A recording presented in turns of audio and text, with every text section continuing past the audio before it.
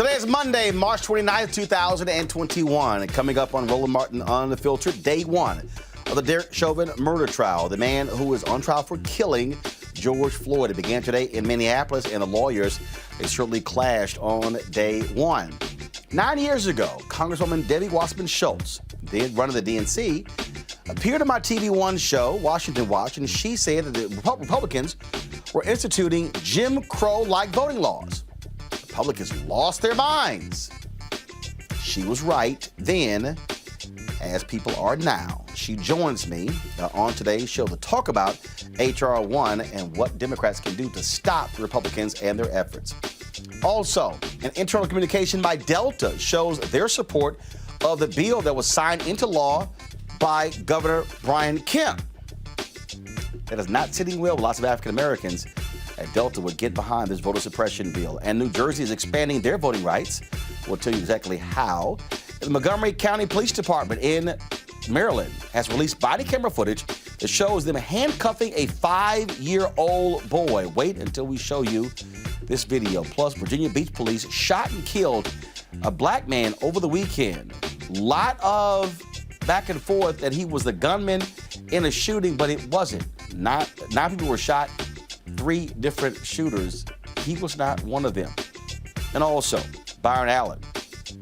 These several other black media owners, including yours truly, taking out a full-page ad in the Sunday Detroit Free Press blasting General Motors for their lack of dollars flowing to black-owned media companies. We will explain. Folks, it is time to bring the funk on Roland Martin Unfiltered. Let's go.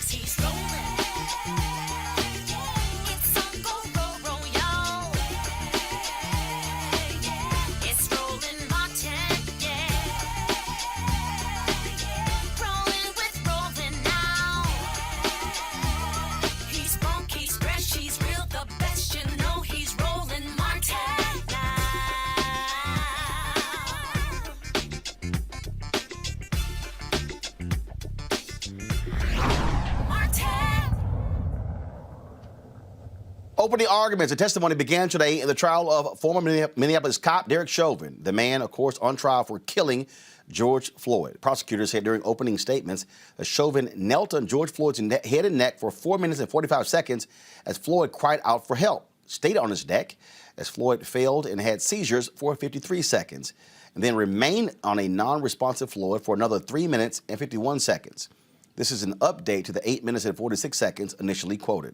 The defense team focused on Floyd's alleged drug use and his resistance to the arresting officers. Here is what took place today. We plan to prove to you, beyond a reasonable doubt, that Mr. Chauvin was anything other than innocent on May 25th of 2020. And our second objective, ladies and gentlemen, is to bring you the evidence. And you will be able to hear Mr. Floyd saying, "Please, I can't breathe. Please, man, please." In this 9 minutes and 29 seconds, you will see that as Mr. Floyd is handcuffed there on the ground, he is verbalizing 27 times, you will hear, in the 4 minutes and 45 seconds, "I can't breathe. Please, I can't breathe." You will see that Mr. Chauvin is kneeling on Mr. Floyd's neck and back. He has one knee on his neck, and the knee on his back is intermittently off and on his back, as you will be able to see for yourself in the video footage. You will hear Mr. Floyd as he's crying out. You hear him at some point cry out for his mother when he's being squeezed there. He's very close to his mother, you will learn.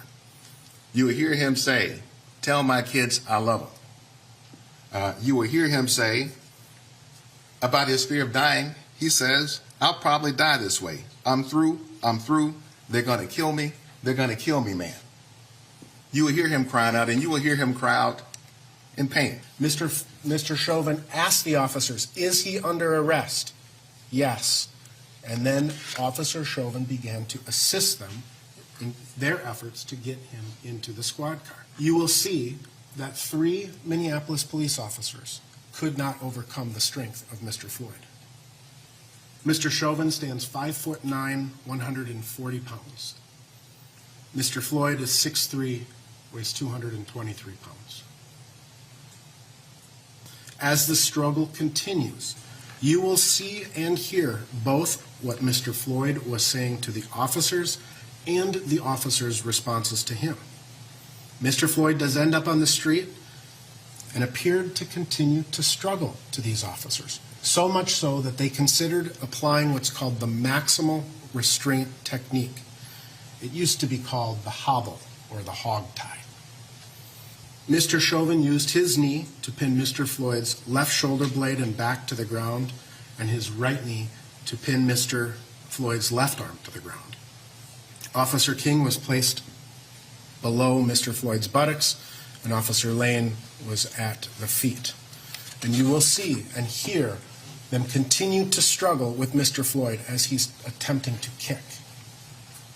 The evidence will show that Mr. Floyd died of a cardiac arrhythmia that occurred as a result of hypertension, his coronary disease, the ingestion of methamphetamine and fentanyl, and the adrenaline flowing through his body, all of which acted to further compromise an already compromised heart. At the conclusion of this evidence, you will be instructed as to the law, the elements of the offense, and the court will give you detailed instructions on what you must find to convict Mr. Chauvin of these charges. But when you review the actual evidence, and when you hear the law and apply reason and common sense, there will only be one just verdict, and that is to find Mr. Chauvin not guilty.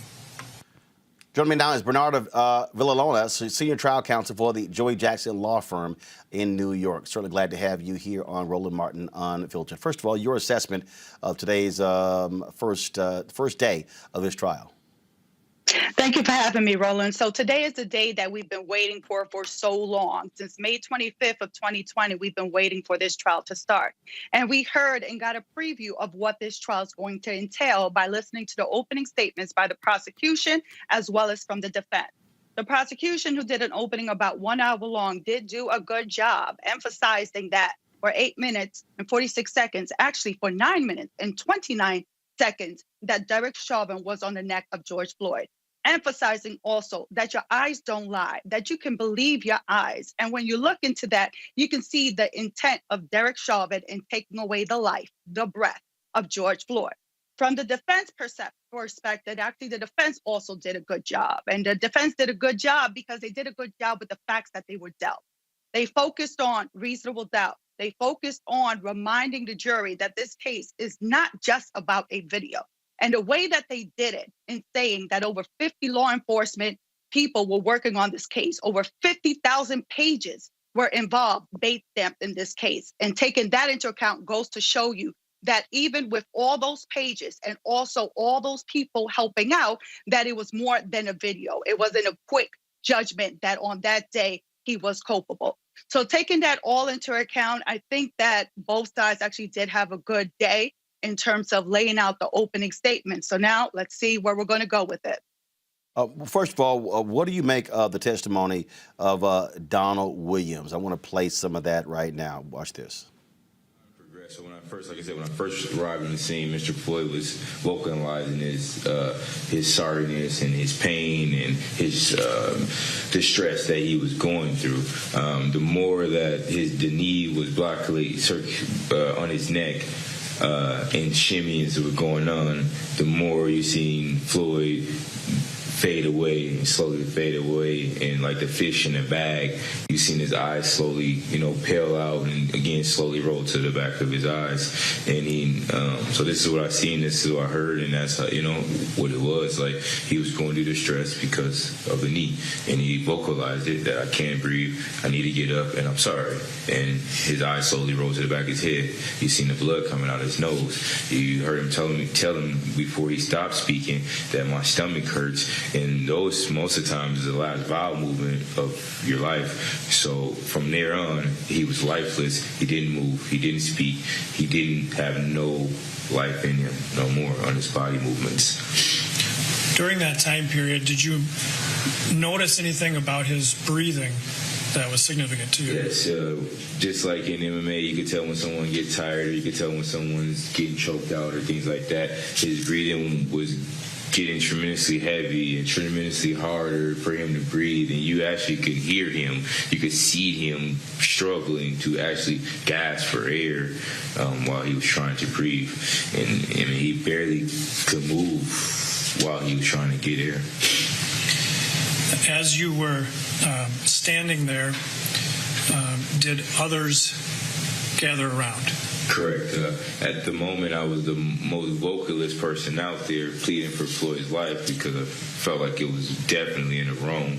And there was, at one point in time, a medic came on scene, and she spoke on checking pulse, what made me even go even more harder because I heard it, and then I registered it, and like, oh, you do need to check his pulse. Oh, he is not moving. Like, oh, you just killed this man, you know? And so her expertise was like, look, he's fading away. You need to check. Folks, that was Donald Williams, of course, a professional mixed martial arts fighter who was heard on the video yelling at the cops there. Strong testimony there, Bernarda. Absolutely. Donald Williams gave one of the strongest testimony that I've seen in the 16 years that I was a prosecutor. Donald Williams comes off as credible and likable, that you can trust him. You can trust him. You believe what he is saying. And with that, think about the most important word that we heard from there is that, number one, he was like a fish out of a bag of water. In addition to that, Derek Chauvin was shimmying on the neck of George Floyd. Shimmying is going to be a word that's going to be used repeatedly during closing arguments. And I think that is one that the jury is going to be able to accept. So the next phase here, obviously, if you're the defense, they want to make this all about drug use. They want the jury to believe that George Floyd died because of drugs in his system. That's what their whole plan is.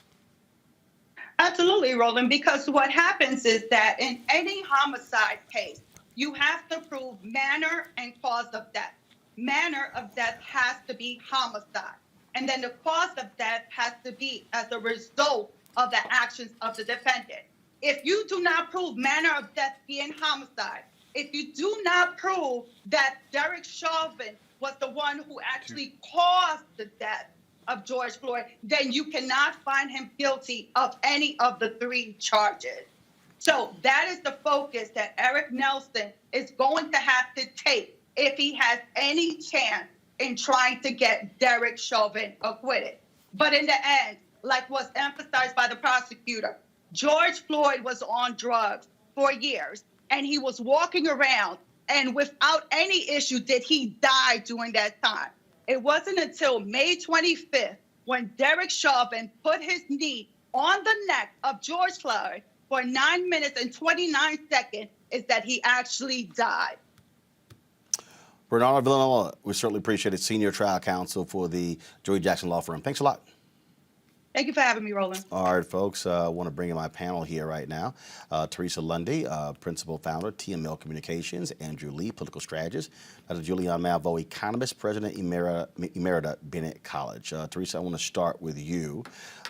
This trial is being televised. Folks are paying attention to it every single day. Significant pressure on prosecutors and the DA here to get a conviction in this particular case here. And so, riveting witness testimony on day one.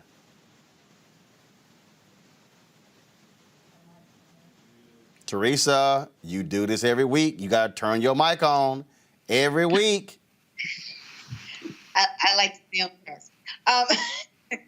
So, yeah, I think it was especially important to really understand that the testimony that is given, the time frame of the expectations of what some of this testimony it was fine. It was something like it is important to note that the witnesses are going to be very crucial to this case. I think many of the decisions that's going to happen is going to be from the witnesses outside of other individuals who thinking that the prosecution is for their own agenda and proving that Derek had real responsibility in the matter. But I think, when it comes to looking at the witnesses and looking at the defense providing as much evidence as they can possibly can, outside of what the other outside, I guess, noise would be in terms of the press and some of the protests that are happening, I think the facts of the case will actually show what it will be and, hopefully a conviction. Julian? I had some of the opening arguments today, and I did think that the prosecution was very effective in terms of what they were talking about. I think that the defense, your previous guest said, did a decent job, but they want to focus on the drugs. And the fact is that this brother used drugs, and he never fell out on the street before from using drugs. So there is a responsibility that Derek Chauvin has. But this trial is going to be going on for, they say, 2 to 4 weeks. There are lots of other witnesses to hear from. This was a reasonable beginning, but there's so much more to hear. I was really frustrated by the defense when they started talking about the size. If Derek Chauvin was too little to be a police officer, he should have been on the police force. He kept emphasizing he was only 5 whatever and weighed 140 some pounds. He didn't look like 140 pounds to me. But again, this is always the case of trying to make a black man look like some kind of big brute thing compared to, this very innocent, slight white man. Well, the slight white man had his knee on his neck. And there's no way you can argue your way out of that. So as I said, I was not surprised, but I was disappointed with the defense. They're doing their job. They're supposed to defend their client, but their client is a murderer. Andrew. I think it was a very strong day for the prosecution. I mean, it's hard to argue with a lot of the video evidence that we've seen already. As you mentioned, this case is going to be going on for a long time. I thought some of the arguments about his size or the lack of size for Derek Chauvin didn't really make a lot of sense given the evidence. And I thought the witnesses, as your previous guest alluded to, were very compelling, especially the fish analogy. And I think that this trial means that America is on trial if Derek Chauvin is able to get away with this. Folks, so this is going to be certainly, look, we're streaming it live every single day. People can actually watch it to see what's going on here. But the bottom line is this here. We saw this video. They're going to have to explain why did he have his knee on his neck for that prolonged period of time. It's going to be real hard to try to get around that. But the point here, Teresa, all the defense needs is one juror. All they need, they are simply aiming for one. That is a mistrial. That's what they're aiming for. Right. And I think what they're doing is really trying to come at the character of who George was. And essentially, when you start bringing in the characteristic of his size and you start bringing in, that he used to use drugs, they're really trying to frame that this is the type of person, you want on the streets, or this is the type of person, essentially, without saying it, that you want living. And essentially, that's what they're saying for everybody who is stuck in prisons right now, with that type of characteristic traits. And I think it's a false narrative when we really just need to talk about the facts. And so if they do talk about the facts, and I believe, and I think everybody's praying here that the verdict will be in the decision as it should be, going with the facts, and of course, justice actually can be served.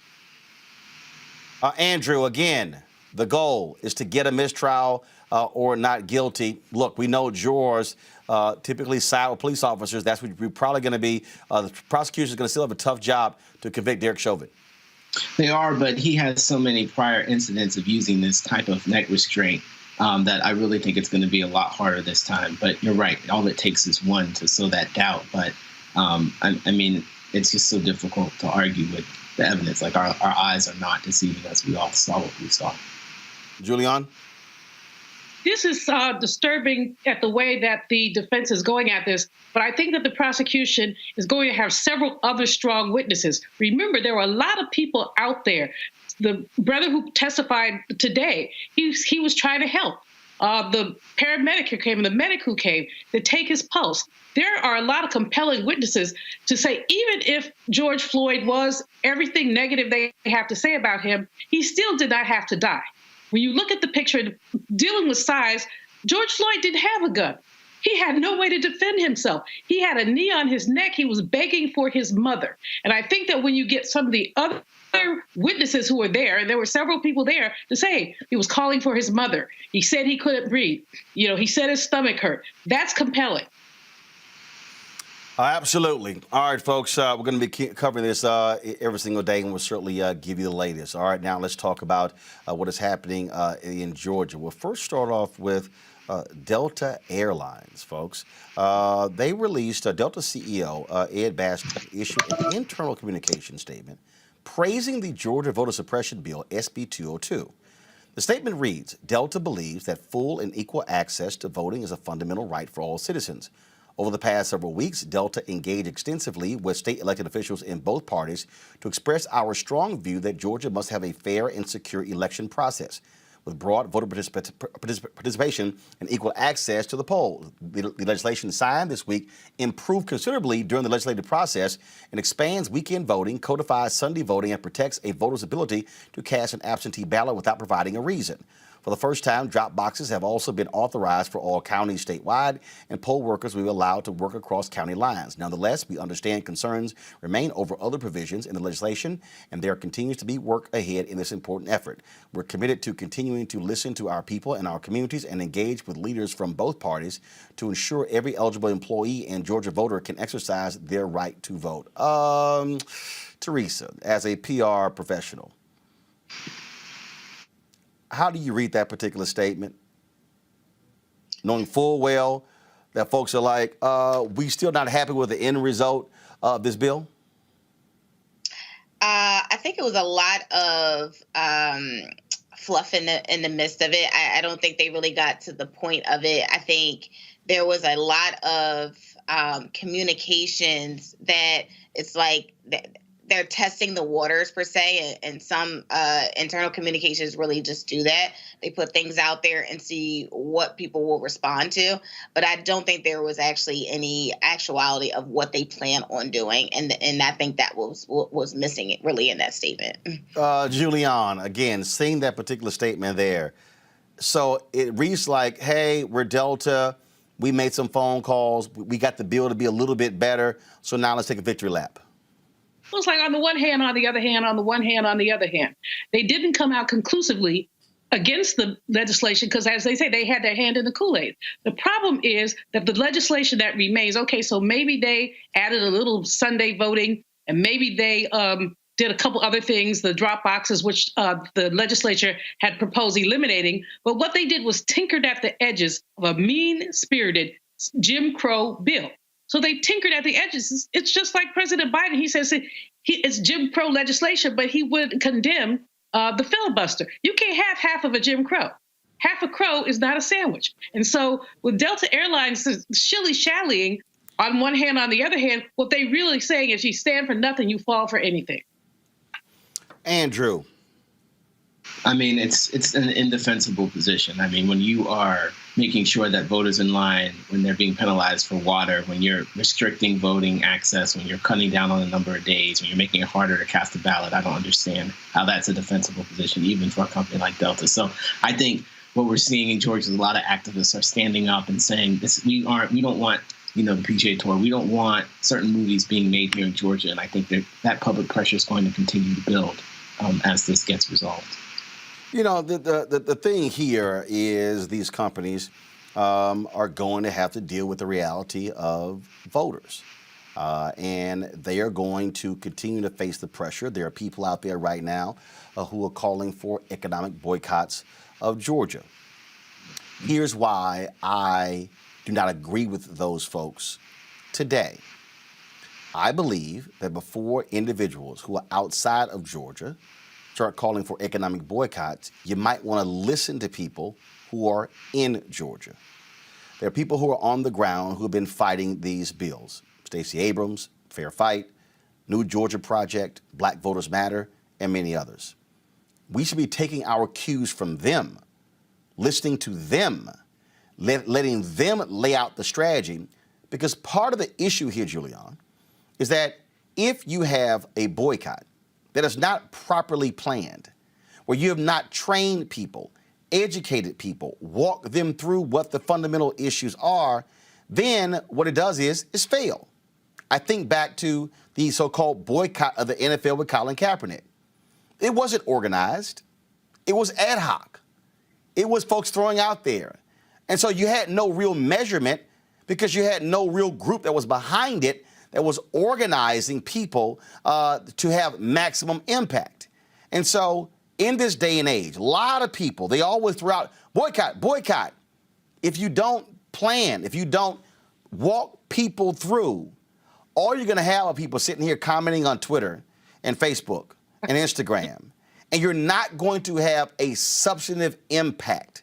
There have been successful economic boycotts in this country. They have not been successful if they were not planned.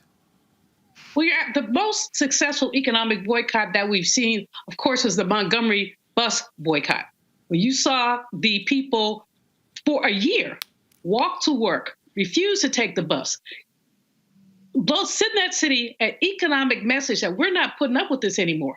Bus company lost money. And as they lost money, they were forced to the table to negotiate. Now, the negotiation was not perfect. There were lots of problems with it, but we know that that was effective. To just sort of willy-nilly say, okay, we're going to boycott, as you say, it's like the Kaepernick thing. It doesn't necessarily have an impact. I'm willing to wait to hear from Stacey Abrams. I think it's really important. She has established herself as a leader in this movement against voter suppression. I think we should also, I'm not going to be flying Delta, but that y'all do what you do. But we have to remember that there are 15 companies or 16 Fortune 500 companies in the state of Georgia, mostly headquarters out of Atlanta.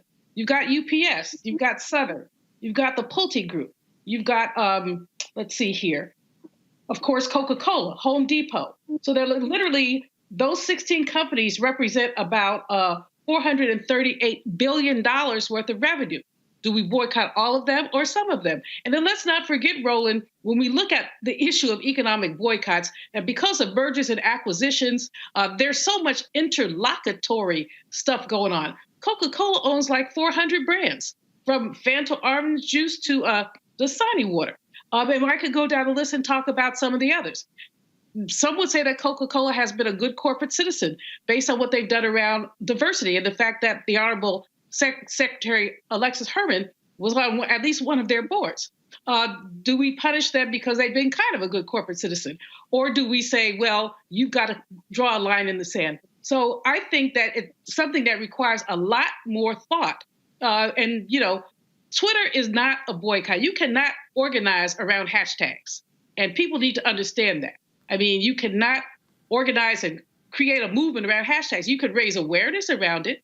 And, you know, Black Lives Matter in LA actually shut down a freeway around it, which was really great. But at the same time, this is something that's got to be extremely strategic. This is one of 43 states that is attacking our right to vote, one of 43. So we need to be very careful as we move through to make sure that those people who are fighting voter suppression do it in a way that's logical, that's sensible, and that's fair. And that, Andrew, I think is the point.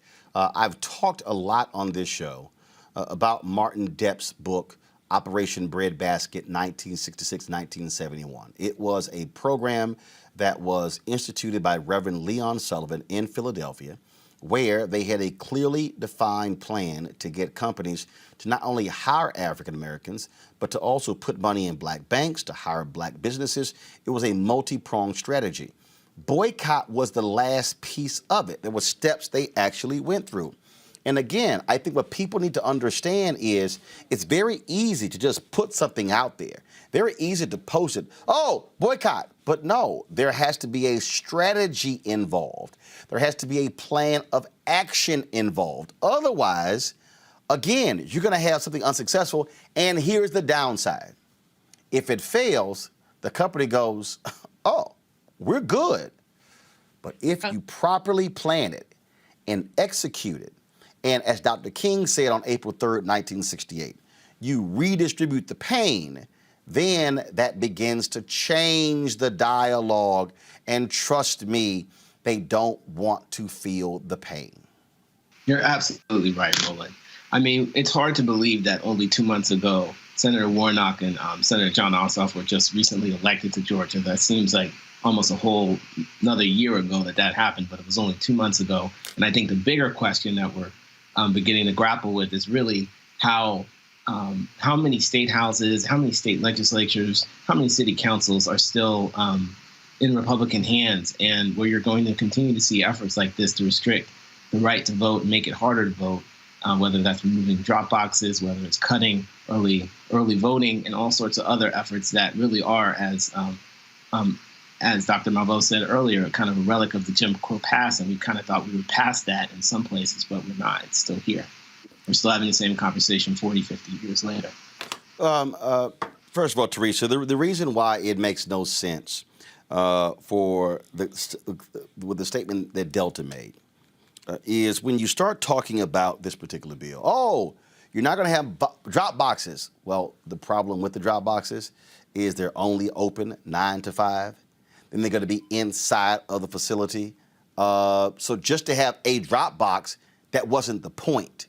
The point was to have a drop box that you could access before you go to work or after you get off of work. That was the whole point. And that's why it's silly to see that internal communication being sent out by Delta.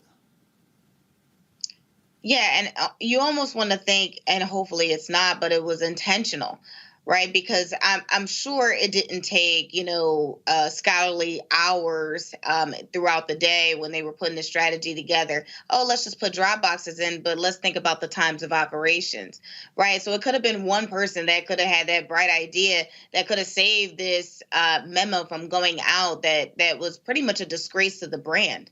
And everybody's right, in terms of their commentary about making a plan and understanding that the efforts that are made in the beginning will ultimately turn a new ending, right? So what does that mean? That means that if the plan is structured in the beginning using the footprint that, some of our late leaders has put together, and using some of the thought leaders that we have in Georgia, that we've elected in Georgia, that it will ultimately bring about a new beginning and a new revelation on what it looks like to be free, in a sense, than actually, just doing a standoff. So if there were better strategies and better leadership that could have asked the questions like you did, Roland, I think we probably would have been at a different internal communication that they sent out versus, we're just going to throw something at the problem and see if it works, and maybe it doesn't catch anybody's attention. Well, I think, I think what these companies are doing is, they are very much aligned, Julian, with these Republican legislators. The Republicans control the House, the Senate, and the governor's mansion. And so so the companies are sitting here. They've got other economic interests that they want to see passed and handled. And the last thing they want to do is really go hard against them. This is why the external pressure is important.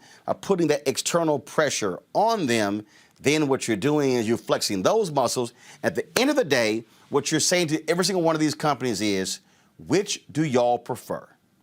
And that is to kiss up to the legislators, or do you prefer us dumping your products or not buying or not shopping or not using your outlet? I'm sure if you're Home Depot, you don't want to see picket lines erected all across the country in front of Home Depots. I'm sure you don't want to do that. But again, what I am cautioning people is stop just tossing out boycott, boycott, boycott. You have to plan it. You have to have a clearly defined strategy. You have to be able to say, fine, are we going to target one particular store? Are we going to target 5 stores? Are we going to hit them every day? We're going to hit them every Saturday. What's their busiest day? See, you got to go through all those things. Otherwise, you're just out here just willy-nilly, and you're not going to win. And the whole goal is to win. The goal is to win. And, you know, Barbara Arnwine and her team at the Transformative Justice Coalition are planning on May 8th 100 actions around HR1, the John Lewis bill, and really talking about voter access. It would be brilliant if somehow that could be coupled with some form of action around economic issues. Because let's look at what's at stake here. We're talking about the vote at the top, but we're really talking about, should there be a minimum wage? Now, you know, Georgia is not one of those states that is in favor of a minimum wage. So some of these corporations that give out these shilly-shally press releases or internal communications, as they call it. Teresa, you can correct me. I don't do PR. I do it very poorly. But in any case, what we know is this is an attempt to maintain the status quo. And the status quo is no Medicare for all, no minimum wage increase. These are the things that are behind this whole notion of voter suppression. If everybody votes, I mean, even white Republicans now are saying that they are desperate for a wage increase, a minimum wage increase. A plurality of white Republicans approve of Joe Biden's economic actions around the Rescue America Act. So they're trying to maintain theirs. And the only way they can do it is to keep us away from the polls. They don't want our souls at the polls. They don't want us anywhere near the polls. And so if we just look at the vote, it's important to look at the vote, but let's look at what's behind. It's not just voting for the sake of voting. It's voting for the sake of social and economic justice, and that's what they want to avoid. Andrew. Yeah, absolutely. I mean, I think that when you look at President Biden's agenda, back to the point earlier, you know, it wouldn't have happened without the 10 or 15, without the 50,000 to 100,000 African-American voters in the state of Georgia that delivered those seats, those Senate seats. And I think it's just fascinating now, learning a lot of the lessons from President Obama's time in terms of how President Biden isn't negotiating as much with Republicans or isn't waiting as much with Republicans to move his agenda forward. And I'm really interested to see exactly what's going to become of the filibuster, because we do know that redistricting is happening. We do know there are a lot of very vulnerable House Democratic members. So there is a chance that the House could become Republican in the next cycle, and all the ramifications that are going to come as a result of that. So I think he's right to hit the gas right now and to move his agenda forward. He has a very small window to do so. All right, folks, got to go to a break. We come back, we'll talk with Congresswoman Debbie Wasserman Schultz of Florida. 9 years ago, she clearly stated that what Republicans were doing was passing Jim Crow laws. They lost their minds and trashed her. Well, guess what? She's back to say, I told you so. That's next on Roland Martin Unfiltered. Georgia lawmakers have unleashed an all-out attack on voting rights this year, including through the introduction of more than 80 anti-voting bills since the legislative session began in January. Two of the worst voter suppression bills in the nation right now are SB 202 and HB 531, and they are rapidly moving through a flawed and non-transparent process in the Georgia General Assembly. It should come as no surprise that these bills are a reaction to increased participation by Black voters. That context is critical to understanding the purpose and impact of these voter suppression bills. Georgia lawmakers want to restrict voting access by significantly restricting the use and availability of secure drop boxes, by restricting the ability for voters to cast provisional ballots, and by adding new ID requirements for absentee voting. They're also seeking to allow for unlimited voter challenges, which is particularly troublesome given that just this past January 2020 runoff, tens of thousands of Georgia voters were subjected to baseless, untimely, and potentially discriminatory voter challenges. Georgia lawmakers want to criminalize people for giving out free, food and water to voters who are standing in extremely long lines can last anywhere from 2 to 5 to even 10 hours. The NAACP Legal Defense Fund is in partnership with a coalition of on-the-ground partners, including Black Voters Matter, All Voting is Local, and Fair Fight, to push back on SB 202 and HB 531. If you live in Georgia, please call the Georgia General Assembly line and ask to be connected to your representative. Tell them to vote against SB 202 and against HB 531. If you live outside of Georgia, you can still help by contacting your U.S. senators and asking them to support HR1, the For the People Act. Please call your elected officials today and join us in the fight to protect voting rights. Senators, this cannot be our future. Do not concede, Mr. President. Fight hard. This cannot be the future of America. That's all they got! The force, let's go!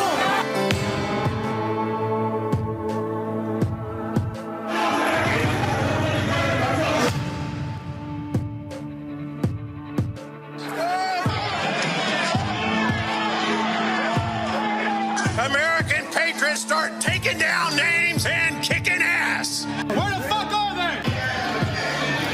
Everybody stay down! Where the fuck is this? People died that day.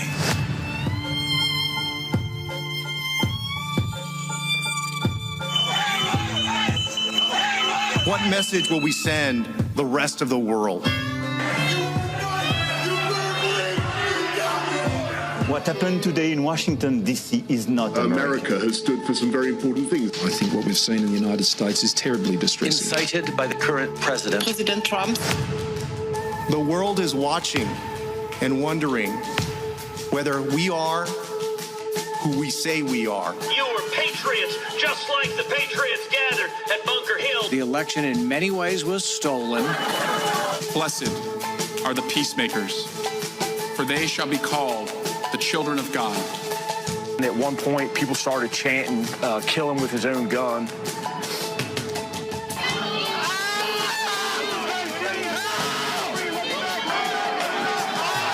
They thought they were going to die. Watching someone use an American flagpole to spear and pummel one of our police officers ruthlessly, mercilessly. We didn't need more witnesses. We needed more senators with spines.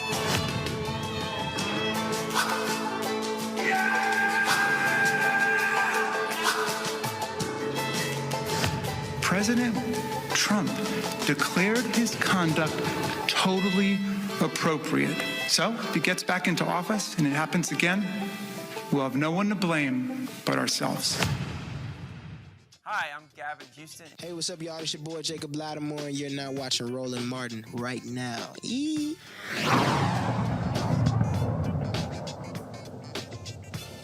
We've been talking about, of course, what is taking place in Georgia. Republicans are really upset.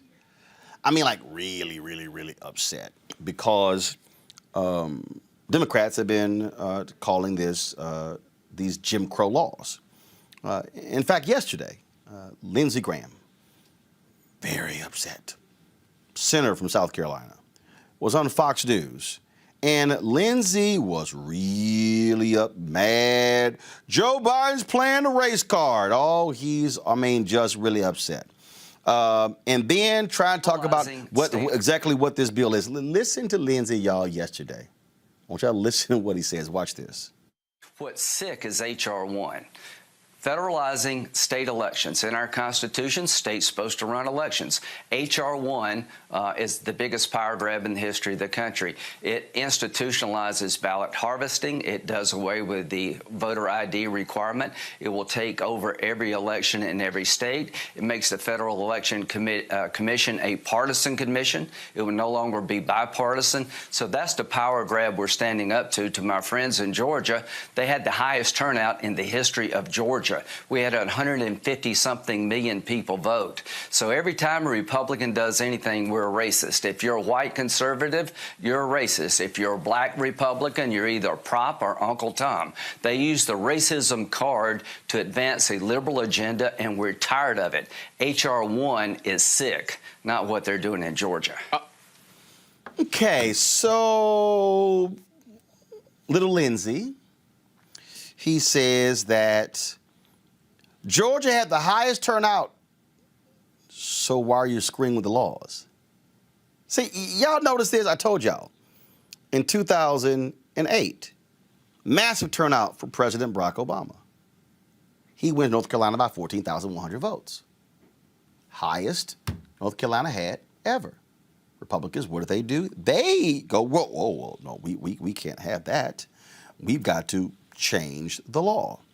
That's literally what Lindsey Graham is there saying. Let's actually change the law because I know y'all had all that turnout, but let's actually affect it. Well, you don't start changing stuff just because the law was changed. But I want to play something for you folks. So it was 9 years ago on my show, Washington Watch, was on TV1, when I had Congresswoman Debbie Wasserman Schultz, at the time, chair of the Democratic National Committee. We were talking about this same issue. And Republicans were angry because of what she had to say. Listen. Things along those lines. We talk about this is the fundamental right to be Americans, but to put roadblocks up for voting makes no sense to me. Well, I mean, if you go back to the year 2000, when we had an obvious disaster and saw that our voting process needed refinement, and we did that in the America Votes Act and made sure that we could iron out those kinks. Now you have the Republicans who want to literally drag us all the way back to Jim Crow laws and literally and very transparently block access to the polls to voters who are more likely to vote for Democratic candidates than Republican candidates. And it's nothing short of that blatant. Oh, Republicans lost it. They trashed her. How dare you? You're playing the race card. 9 years later, same thing. Joining us now is Congresswoman Debbie Wasserman Schultz of Florida. Glad to have you. First time on Roland Martin Unfiltered, but certainly not a new guest for any of my shows. Boy, they ripped you to shreds 9 years ago. You know, I said it 9 years ago. I'll say it again. They were trying to drag voting requirements all the way back to Jim Crow back then, to put as many obstacles in the path of the types of voters they didn't want showing up at the polls. And they've continued to do that throughout the last 9 years. You know, the only problem is that so many African American voters, got online, Roland, and said, "You see this line? I'm going to stand on this line until I cross the threshold of that polling place and cast my vote."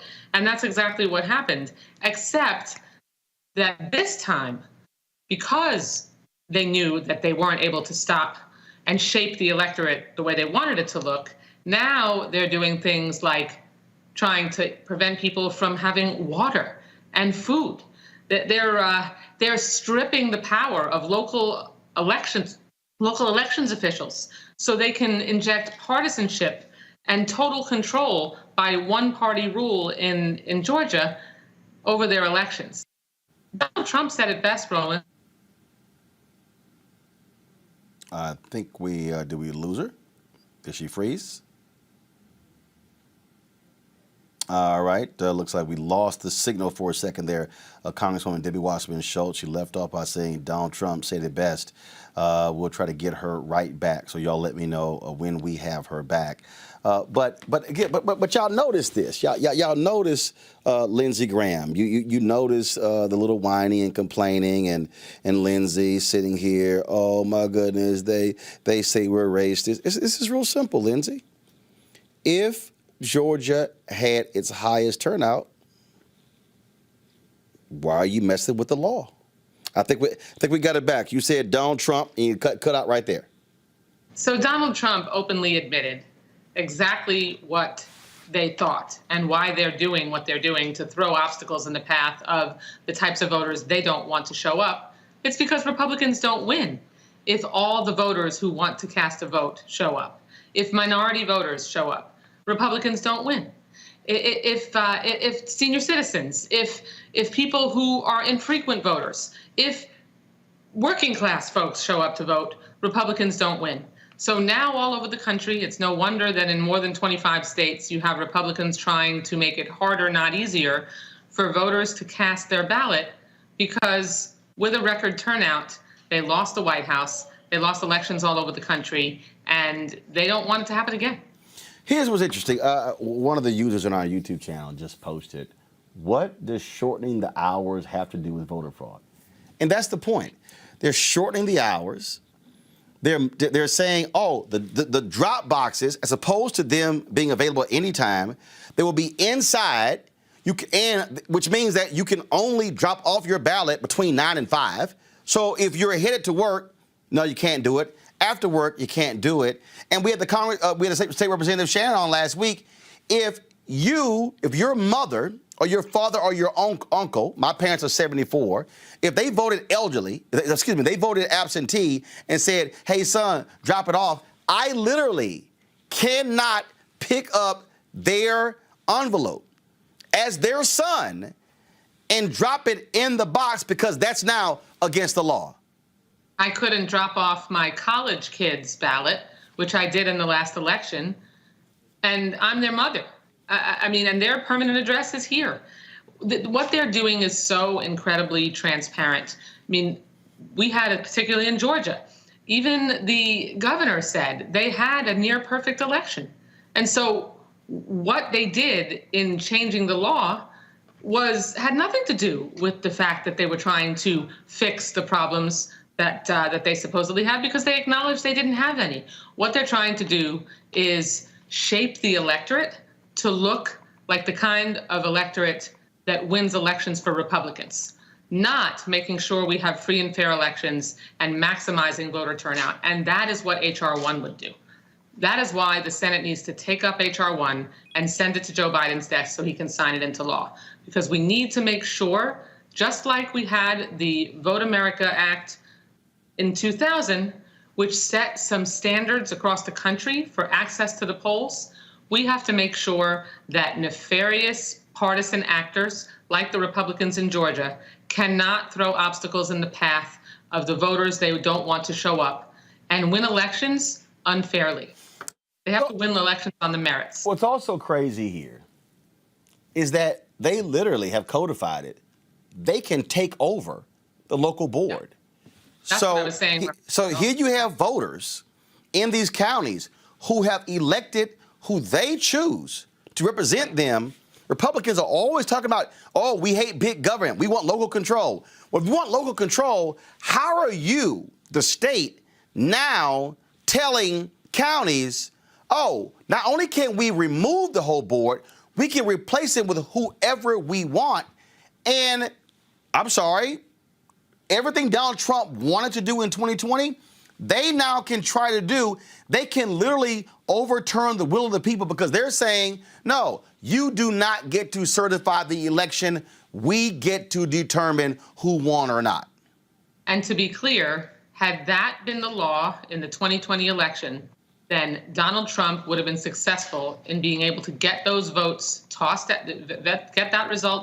those results tossed out, and have the result he wanted imposed. I mean, this is not Venezuela. This is not Russia. This is the United States of America. And we need to make sure that all over the country, everyone has an equal and fair and the same opportunity to cast a ballot. And we need to make voting easier, not harder. We are the beacon of democracy, small d democracy to the world.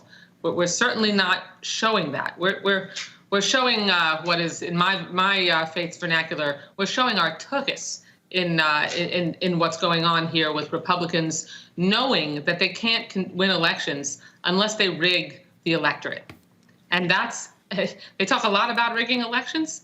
The Republicans are trying to rig the electorate to look like who they want to show up so that they have the best electorate that is there to cast ballots for their candidates. I'm sure there's I'm sure there's somebody who's watching. They're saying, okay, Roland, she's a congresswoman from Florida. Who cares? But what they don't understand is they're doing it in Florida. That's what I'm saying. Florida Republicans are watching Georgia. Texas Republicans are watching Georgia. Iowa, Republicans in Iowa have already put forth their voter suppression bill. They're doing it in Michigan. This is literally the policy of the Republican Party nationally. Roland, the legislature is in session in Florida right now, and they have a similar voter suppression bill that has filed and is moving through the legislative process right now. This is happening all over the country.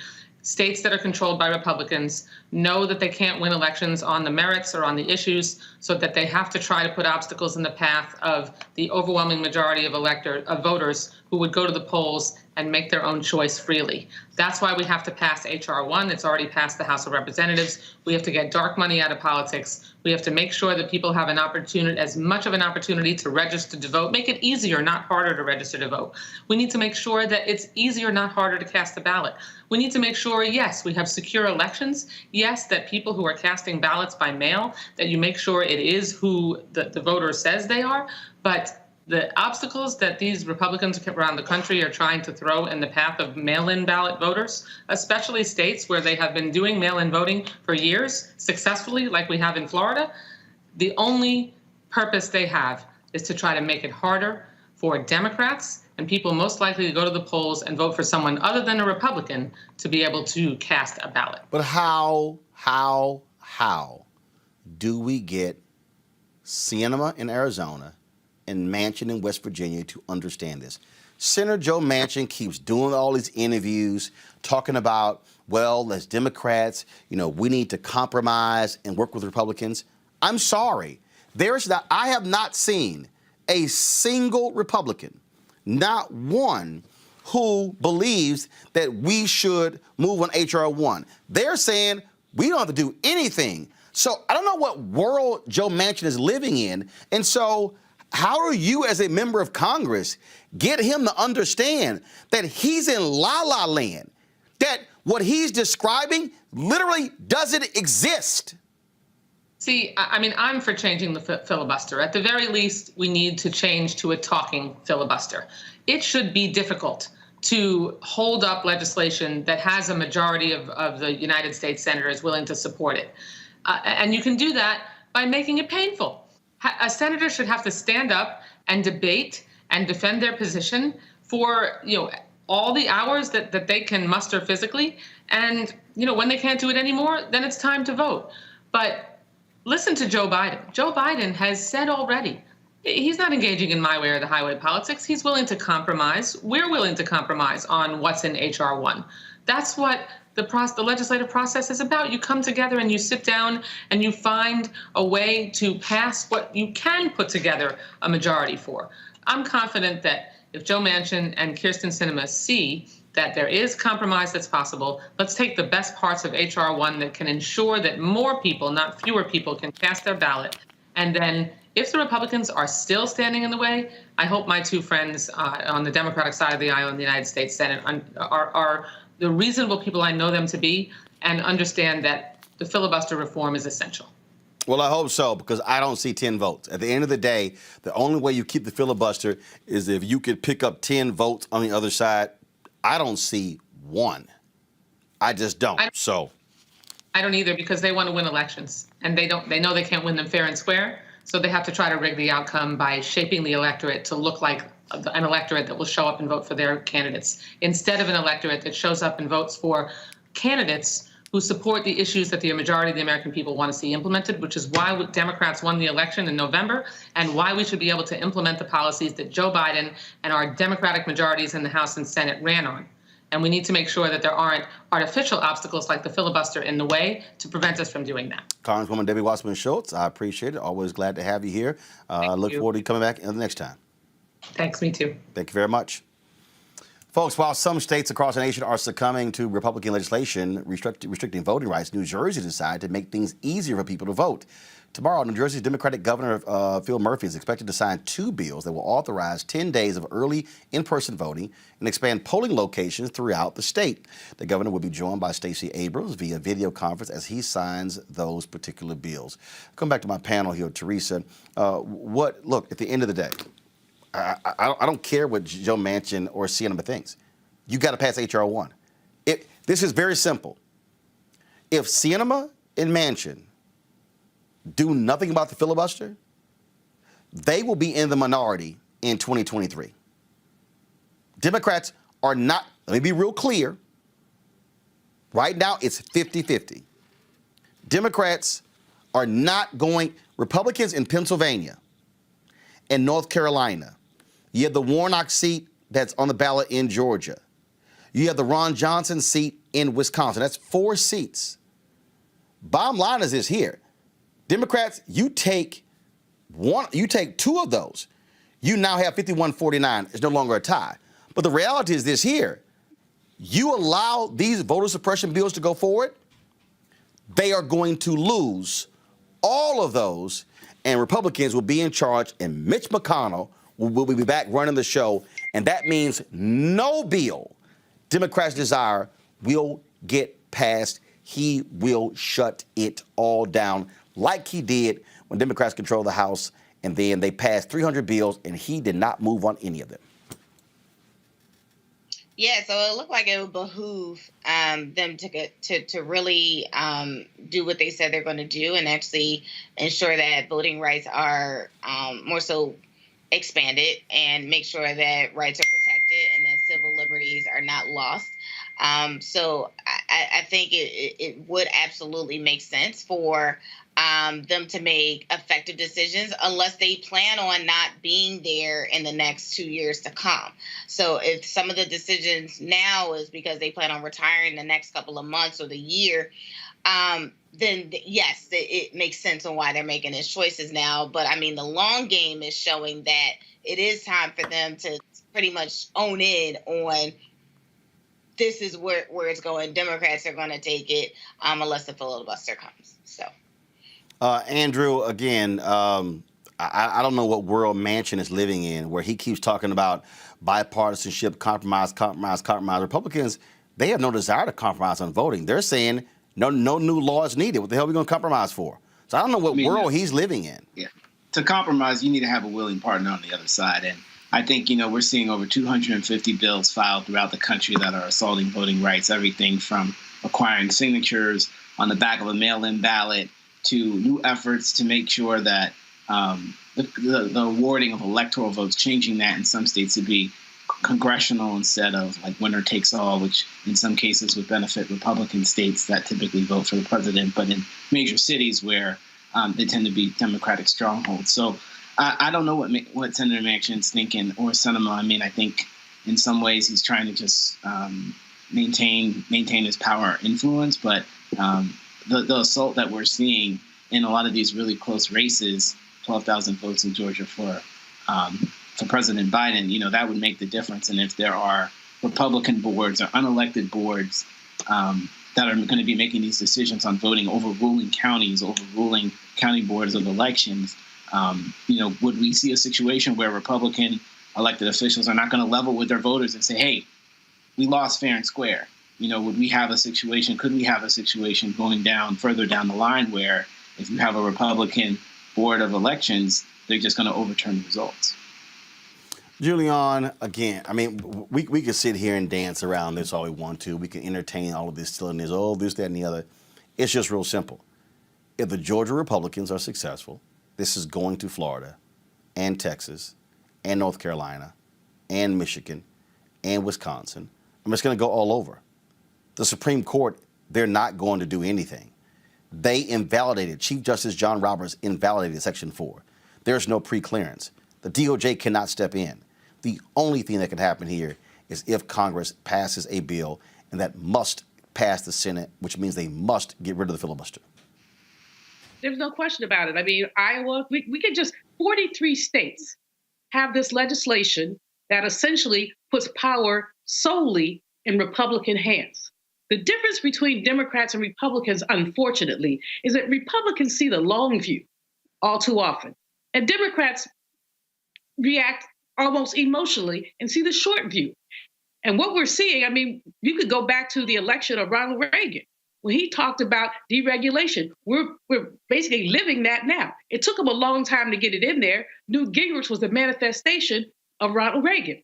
And who will be the manifestation of Mitch McConnell? It depends on what we do right this minute, right now. But Andrew said, and people, I speak to Republicans sometimes. It doesn't kill me. So occasionally I do it. But all they want to do is win. They don't care about fairness. They care about winning. Even some Black Republicans who have sense, or a little bit, or purport to, will say things like, well, it doesn't matter if we win. And so that's where we are. We're with people who believe in a scorched earth, winner take all, or not winner, loser take all. That's what it is, loser take all philosophy. And you're right, we can commiserate, we can spin, but what we really have to do is get to work. If in Georgia, you can't give somebody a bottle of water because they're standing in line, hand them the water before they get in line. Put it in a little bag with some flowers on it, a couple of chips, and hand it to them that way. I mean, we can think around this. We've had to think around things before. But at the end of the day, all the thinking we do cannot combat gerrymandering when we have a hostile Supreme Court, cannot combat essentially these crazy laws about you can use a drop box, but only in the daytime. What about the disproportionate number of African Americans who work multiple jobs and would probably slide by the drop box between jobs? That's not going to happen. So we have to basically take back the power in terms of pressuring some of the Republicans who have sense, that maybe one or two, maybe what's his name? You know who I'm thinking about, the Mormon. Mitt Romney. Yeah, but here's the deal, though. But see, fine. Listen, you can get Romney. You can get Murkowski. Now, let's just assume you get Romney, Murkowski, Collins. That's 3. You're 7 short. I mean, I know what I'm saying. I mean, I'm just like, look, this is called math. All right. Roe wasn't good at algebra and geometry. Roe can count money. I can count votes. I know this. If I need to get to 60 and all I got is 3, I'm at 53. Well, I think we need to go back. We need to go through the map. There are going to be some Republicans up that may be none. None. There are none. Toomey not going to do it. Barr, North Carolina's not going to do it. Okay, fine. Okay, so let's do it. Let's say Toomey. Let's say Barr. Both are not running for re-election. Let's say they go along with it. That's 5. Still 5 short. 10 are not there. What do you suggest? What do we do? I think again, that's the point I'm making to Manchin and Sienema. Get off your asses and realize you ain't going to pick up 10, and you got to get rid of filibuster for this bill. And the thing, Andrew, here's the other deal. When I say get rid of the filibuster, it doesn't mean that you completely get rid of it. You can actually get rid of it only for this bill. Now, I think it should be. I think you should get rid of it completely. All I'm simply saying is, ain't 10 votes. Ain't 10 votes. The votes aren't there right now, bro. You're right. No, not right. No, they ain't there right now. There will never be 10 votes. There will never be 10 votes. Never. If we got rid of the filibuster, let's say we got rid of the filibuster, what would we do when the shoe is on the other foot?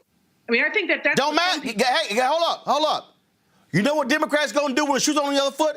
Sit their ass down, yell and complain, because Mitch McConnell did it with the Supreme Court justice. Here's the deal that's fact.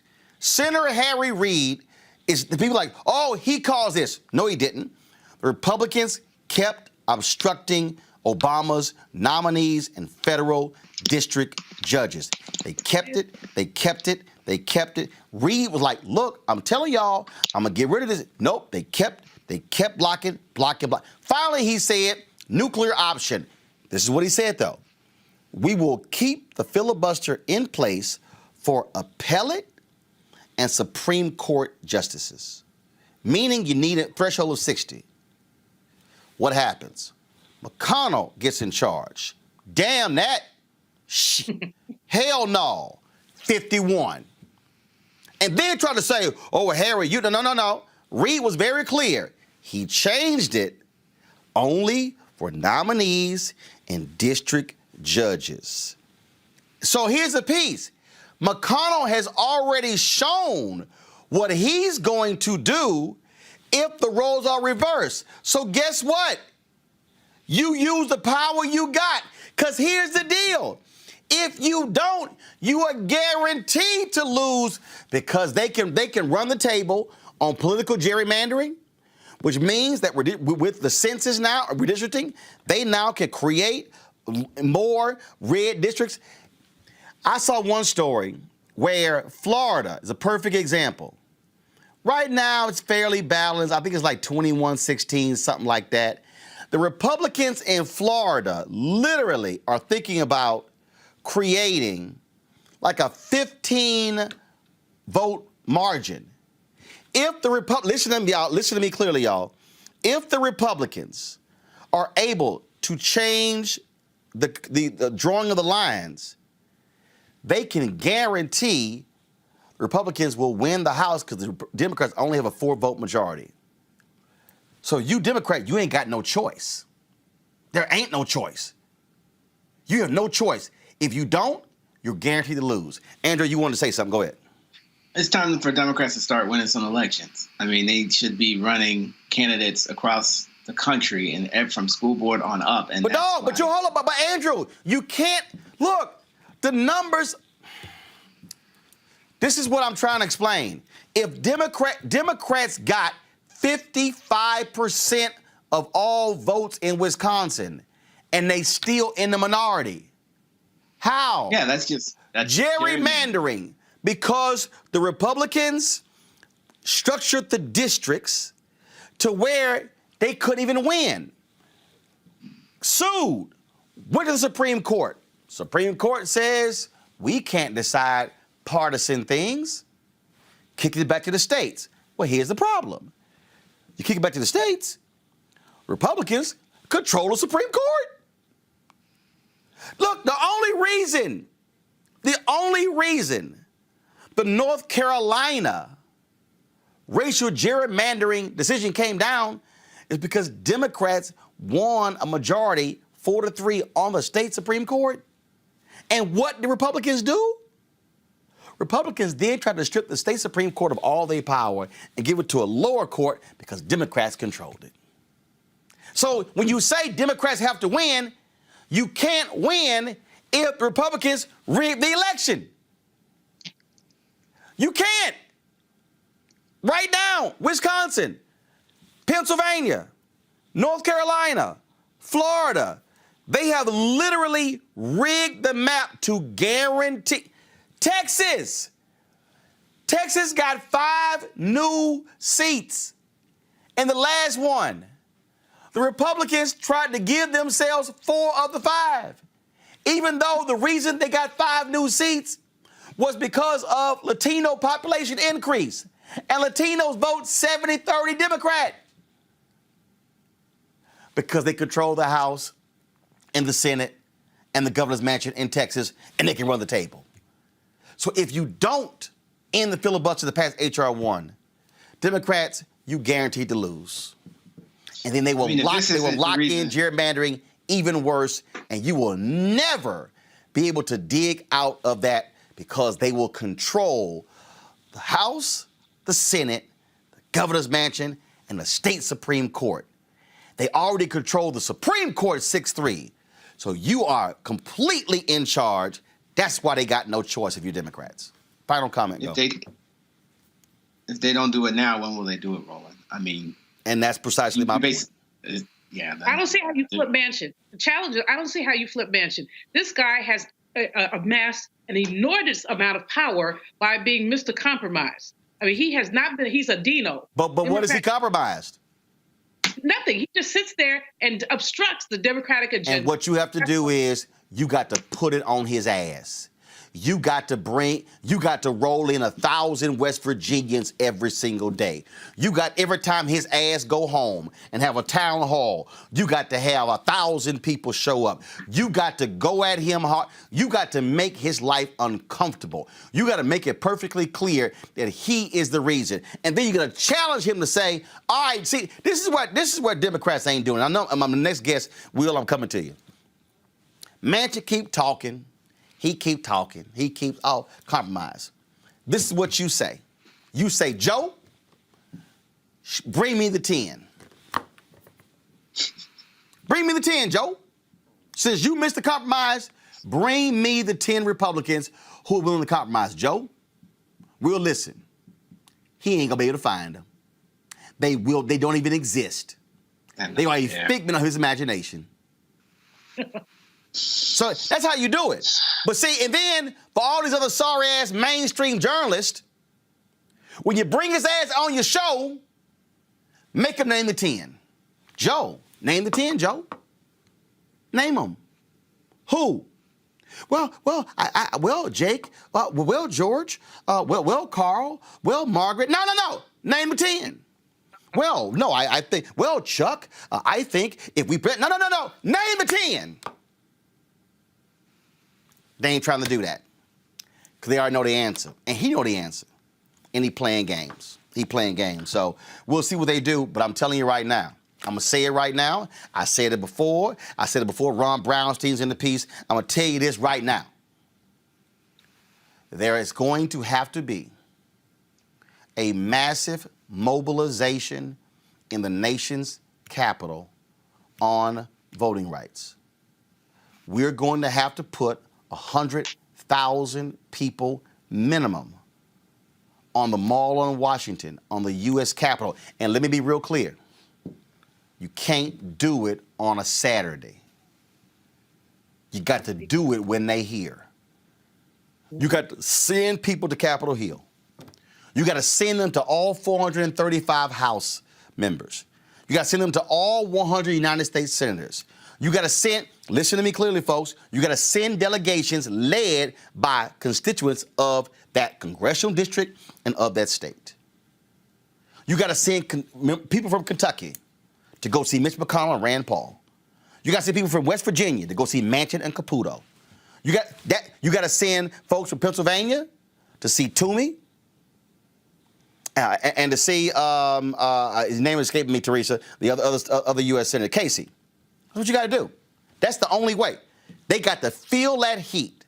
They got to see the halls of Congress jammed. They got to see people chanting. They got to see folk waiting outside their doors. You got to sit here and drop a dragnet on the U.S. Capitol and say, we ain't going nowhere until y'all do something. That's the only way. They got to feel that heat. I'm not sure if folk are prepared for that, but I can tell you, I am talking to different groups who are already thinking about that, and that's the only way. It has to get passed by this November. So all I'm saying is, play all these games and negotiate with Manchin this summer. Come the fall, drop 100,000 minimum on the U.S. Capitol and let them know we ain't playing. Going to a break, we come back. We're going to talk about Montgomery County, Maryland. Folks, body camera footage. 5-year-old boy. This is sickening. We'll talk to a council member in Montgomery County next on Roland Martin Unfiltered.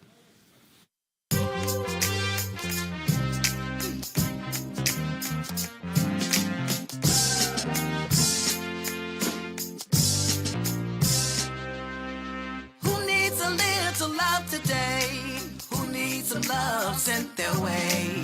Who needs love? Who needs love? Who needs a little love today? Who needs some love sent their way? Who needs love? Who needs love?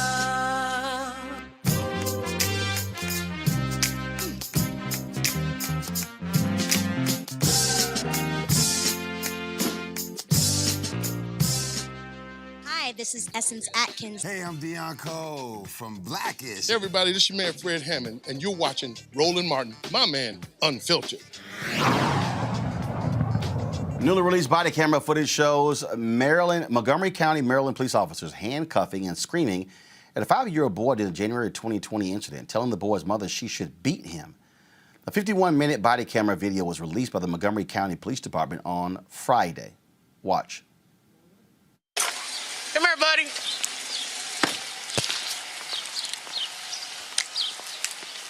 Yeah, we'll be out with him. It's gonna be at 733 Silver Spring Ave.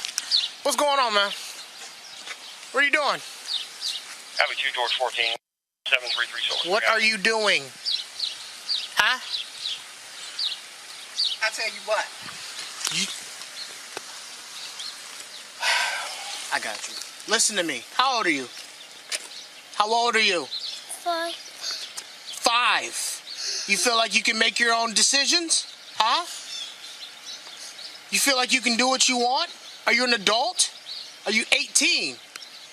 So why are you outside of school? Look at me. Why are you out of school?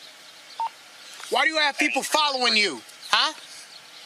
I don't care if you don't want to go to school. You do not have that choice. You understand? Charlie Adam, 3393. Get back over there. Now. Now. Don't make me take you over there. Your record of that takedown. Okay. All right, can I give you a VIN? No, for a license. Listen to me. I want you to listen very clear. You don't make any decisions for yourself unless somebody is trying to hurt you. Now, is somebody trying to hurt you? George Yankee. You're right. King 6. I got it. 385. 8 Robert 2. You got it right. 3. Come on. Cut it out. Hey. Cut it out. Cut it out. I'm riding with you. We're going back to school. We were listening like, what? I don't know how y'all do it.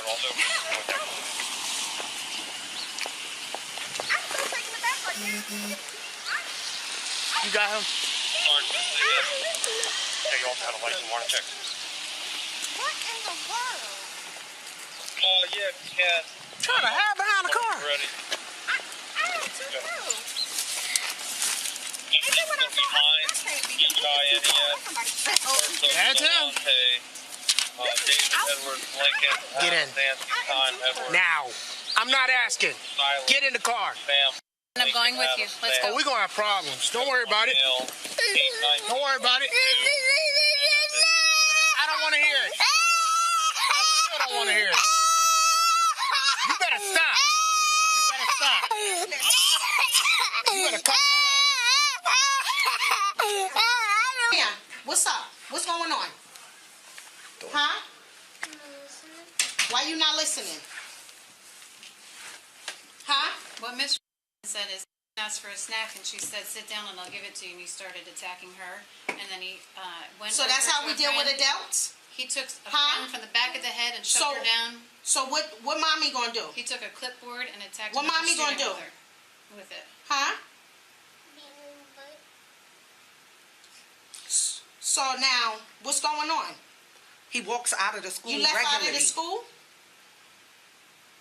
You grown? He told him, yeah. You're an adult? You want somebody to take you? Huh? Yes or no? Open your mouth. What I keep telling you, stop playing retarded for free. I don't get a check. Right? Yes or no? So why you can't listen? I work hourly. If I don't work, I don't eat. If I don't eat, you don't eat. Remember mommy tell you that? You think I got time to keep coming here for this? No. How many times I gotta talk to you? You want me to keep beating your ass? You want her to let me do it? You want the police officer to take you? You know why? I don't like bad children. Bad, disrespectful children. I think they need to be beaten. And that's what I told your mama. When you get older, when you want to make your own decisions, you know what's gonna be your best friend? These right here. You know what these are? These are handcuffs. You know what they're for? You want to go with Uncle Berto at? Huh? Huh? You know what these are for? These are for people that don't want to listen and don't know how to act. You want to go with Uncle Berto That's at? what that is. Where Uncle Berto at? They put you at like that, and then now you can't move, you can't free, you can't go anywhere. You do what we tell you to do. Is that how you want to live your life? Huh? So how are we going to fix that? If somebody tells you to sit down and shut up, any adult, you better sit down and shut up. Talk to him. Let me Now, tell you why. His father if your is teachers very tell you important. to do something, So you know they strict. you better listen. Joining me now is Montgomery County, Maryland Councilman Will Jawando. He's been asking for the video since the incident, and he joins us right now. So, Will, your reaction to this? I mean, it doesn't get easier watching it. You know, I've seen it many times, and it's never easy. It's disgusting. I mean, and there's actually gets worse as you go along. At one point, the officer screams within an inch of this young boy's face, 5-year-old boy, just screaming in his face. No one's wearing a mask. We're in the middle of COVID. I mean, the teachers don't intervene. The mother obviously is not handling the situation the way we'd like to see a parent handle it. But, you know, my focus has been on the government responsibility, people who wear the Montgomery County seal on their arm, treating a young boy like this, who is clearly in distress. No adult in this situation was looking out for this young boy and intervening and showing him love. He's 5 years old. He's 5 years old. And it's disgusting. It's horrific. And, you know, I've called on these officers to be fired. I've called for a full investigation of these administrators and the school staff that watch this happen. Police are not supposed to be involved in any way in school discipline. The fact that this went on for an hour, nearly an hour, and was allowed to, is clearly a violation of policy, but it's just morally wrong as well. And so it's just very disappointing and just shows the criminalization and the robbing of the childhood of particularly black youth. Any idea how he just gets to walk out of school? Well, that's another point. What's going on with the security and the doors in the classroom? That is one of the things I've called for. What's the full investigation? Now, you do have kids, you know, that try to wander out of classroom. That happens, but there should be someone there in multiple systems and redundancies to catch that before a child gets out of the school and down the street like that. So that's an issue as well. And so you're calling for the officers to be fired, but if you listen to the mother there, sounds to me like she's right there along with the cops and not particularly happy with her son disobeying adults. Yeah, well, look, my job is I can't parent. You know, I'm a father of 4. That's not my job. My job is to people who are supposed to be protecting and serving and caring for children. My job is to oversee our police department, our budget, our laws, and how we conduct our business. And that was not appropriate. I don't personally agree with some of the things that the mother said, but here's what we also know, Roland. You know, I know we're on Unfiltered here. We also know the complicated and tortured history that people of color have with police. And if you just go back to why there's some theory and there's a lot of literature written on why black folks have used corporal punishment as a way to do it at home so that it doesn't happen at the hands of the state. And you know, if you watch this thing, at one point the officer says, "I don't beat him because I don't want to go to jail." And the officer says, "You can beat your child. You don't have to go to jail." She gives her the wrong advice, tells her she can break the law and physically abuse her child. So I think it's a lot more complicated than any one of those scenes shows. But certainly, you know, look, as I said, there's no adult in this situation that did the right thing for that child. Not one adult. And where does the case stand right now? So there is a lawsuit that's been filed by the mother that's proceeding. I have asked, and my colleagues, we've asked for a full investigation from both the school side and the police department. One of the most troubling things about this is that it happened in January of 2020, so over a year ago, And we didn't find out about it until the lawsuit was filed in January of 2021. That's when I started requesting the tape for the last 3.5 months. And the lawsuit is filed by who? Filed the lawsuit against whom? The mother filed a lawsuit against the county and the police department and the school system. For what? And that's the only reason I found out about it. Whoa, hold up. The mom filed a lawsuit against the county for what? For false imprisonment, endangering the child. I forget what the other things. It's a few things. I'm confused. Wasn't the mama standing right there? For about half of it. The first half, she wasn't there. You know, you cut to it. So for about the first 20, 25 minutes, she was not there. She was called to be there. So the initial outside and bringing them into the school and all that happened before she got there. So I'm not here to speak on the validity. No. I mean, I just want to be clear because I'm going. I mean, if you listen to that, I mean, when the cop puts the cuffs on her, she's like, "No, do you want to go where Uncle Bert is?" I mean, it sounds to me like she's a participant in the conversation. I was just trying to understand that. So yeah, no, I'm with you. I understand that, but she doesn't.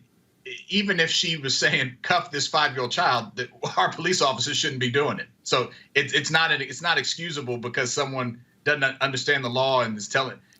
That's not how we should conduct ourselves. And again, like I said, if you keep letting that tape go, our officer is literally screaming in the child's face, less than an inch from his face, in response to his crying, and telling the mother that she can beat him. That we want you to beat your child, things like that, which are just not true. So I think, look, none of this situation is pretty.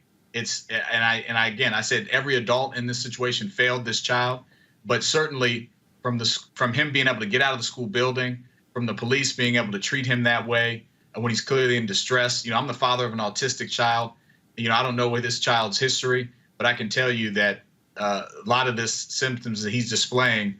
I'd be curious if he's been assessed, and you just don't treat children that way. And so I think that's the issue.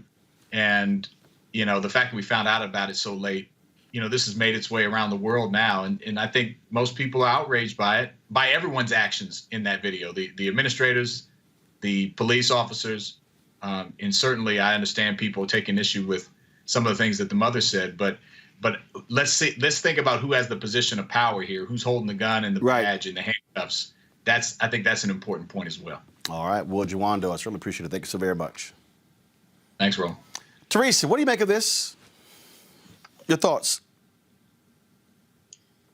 Well, I have a lot of thoughts on this. I think one, it's a bit of a disgrace that we decide to hold a lesson with a 5-year-old, and but even before we got to the 5-year-old being in handcuffs, the conversation of him getting in back of a police car. And honestly, you know, when they moved the young child into the school system and you heard all the unfortunate animosity and, you know, saying big terms like the 5-year-old knows what the definition of grown or being an adult really means, was talking to him like they were almost trying to do an intervention. But you also kind of see where the young child's home life is, because his mother wasn't stepping in and being a parent. But I also think that is amongst many issues of, you know, her own personal trials and errors. It's so unfortunate. It hurts my heart. And I think, you know, it wasn't a lesson, you know, that was able to be captured on body cam by police officers. It was more so a lesson of really, I would almost say mental health, because I think everybody in that room has something going on mentally that they didn't understand the ramifications of what they were doing to this child, that they all actually need to have a psychological evaluation, because that child is now traumatized. And I don't think the lesson was really learned, because part of it is he has to understand the terms.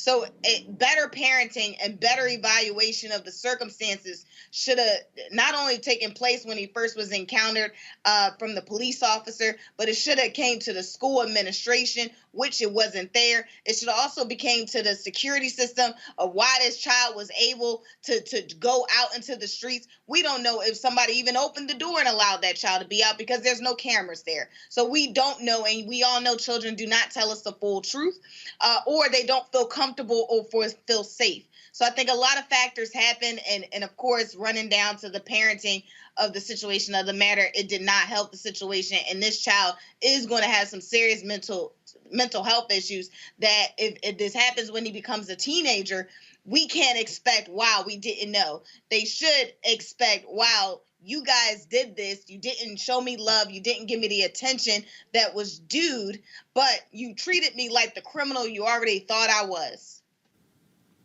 Andrew. Absolutely. I mean, we all know this is a traumatic experience, but it's, to me, a case in point of the over-policing of Black and brown youth. And to speak to a child that way, who's 5 years old, I wonder if they speak to adults and grown people that way. You know, in a school setting, which is supposed to be about learning in a safe environment and safe space, I have to agree with your previous guest. Like, this child's going to have some serious challenges and trauma as a result of this. I mean, if you've been arrested at 5 years old or had cuffs put on you in a way that doesn't even make sense, I mean, this whole situation is just awful. But I think it's indicative that, you know, this is happening. I've worked in schools. I know many of you have worked in schools, public schools, charter schools, and this happens every single day where school resource officers or police officers are heavy-handed or respond in a way to a child that's inappropriate or go too far thinking that they're imparting a lesson, but they're really just traumatizing that child. Julian. Our children are never treated like children. We've seen little girls being handcuffed. We've seen teenage girls being pulled by their braids. But this just made my blood run cold. This child, of course, has been traumatized to have handcuffs put on him. But more than that, I mean, Teresa made a really good point. Everybody in that room probably needs some intervention. Not the child, but everybody else, that principal, that police officer. But the child, I think, actually does need to be evaluated. I mean, he may have some, Will Jawando made a point. When I first heard him howling, I said, you know, is something wrong here? And that should have been the first question the police officer asked, not the tough love, get in my face. Do you want to, you know, I mean, that's awful. This is why so many people have talked about defunding the police. Imagine a different outcome if a social worker had been on the scene and said some things, both to the mother, who may be totally stressed. I picked up on her comment, I work hourly so I can eat. If I don't eat, you can't eat. So this woman may be under some significant economic distress. And this is what happens with a lot of low-income women. You can't take the hour off to go to school because then you're going to be docked. Usually something around $10 an hour, which we know people really can't live off. And we don't know the rest of her circumstances. Does she have a partner? Are there other children? But we do know that this woman is clearly under some stress and is clearly very vulnerable. Not as vulnerable as her child, but very, very vulnerable. But I just find this, I don't even have a word for it, Roland, because, you know, I don't cuss that much on the air. But it's repugnant. It's repulsive. It's the kind of thing that you would want your own child to go through. And so I thank you, Will Jawando, for making that public. Shame on the Montgomery Police Department for holding that body cam stuff for so long. This happened more than a year ago. So thanks, shame on them for that. And then, of course, the question about the masks. In the boy's face, and nobody has a mask on, and we know what time it is in terms of COVID. They've endangered this child mentally, but also physically. And the thing about it is, this is awful. We know it's awful, but we know it also happens almost every day in some schools somewhere in this country. All right, folks, got to go to a break. When we come back, we'll talk about advertising. Major companies not spending fair share on Black-owned media companies. We'll break it down on Roland Martin Unfiltered. I believe that it's movement time again. In America today, the economy is not working for working people. The poor and the needy are being abused. You are the victims of power, and this is the abuse of economic power. I'm 23 years old. I work 3 jobs. Work 7 days a week. No days off. They're paying people pennies on the dollar compared to what they profit, and it is time for this to end. Essential workers have been showing up to work, feeding us, caring for us, delivering goods to us throughout this entire pandemic, and they've been doing it on a measly $7.25 minimum wage. The highest check I ever got was nearly $291. I can't take it no more. You know, the fight for 15 is a lot more than about $15 an hour. This is about a fight for your dignity. We have got to recognize that working people deserve livable wages. And it's long past time for this nation to go to 15 so that moms and dads don't have to choose between asthma inhalers and rent. I'm halfway homeless. The main reason that people end up in their cars is because income does not match housing cost. If I could just only work 1 job, I could have more time with them. It is time for the owners of Walmart, McDonald's, Dollar General, and other large corporations to get off welfare and pay their workers a living wage. And if you really want to tackle racial equity, you have to raise the minimum wage. We're not just fighting for our families, we're fighting for yours too. We need this. I'm going to fight for it until we get it. I'm not going to give up. We just need all workers to stand up as one nation and just fight together. Families are relying on these salaries, and they must be paid at a minimum $15 an hour. $15 a minimum. Anyone should be making this to be able to stay out of poverty. I can't take it no more. I'm doing this for not only me, but for everybody. We need 15 right now.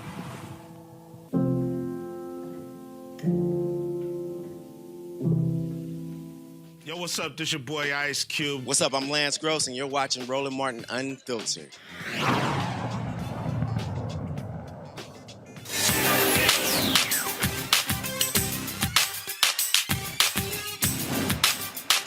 Been frozen out.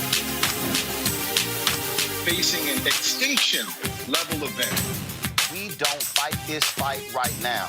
You're not going to have black-owned.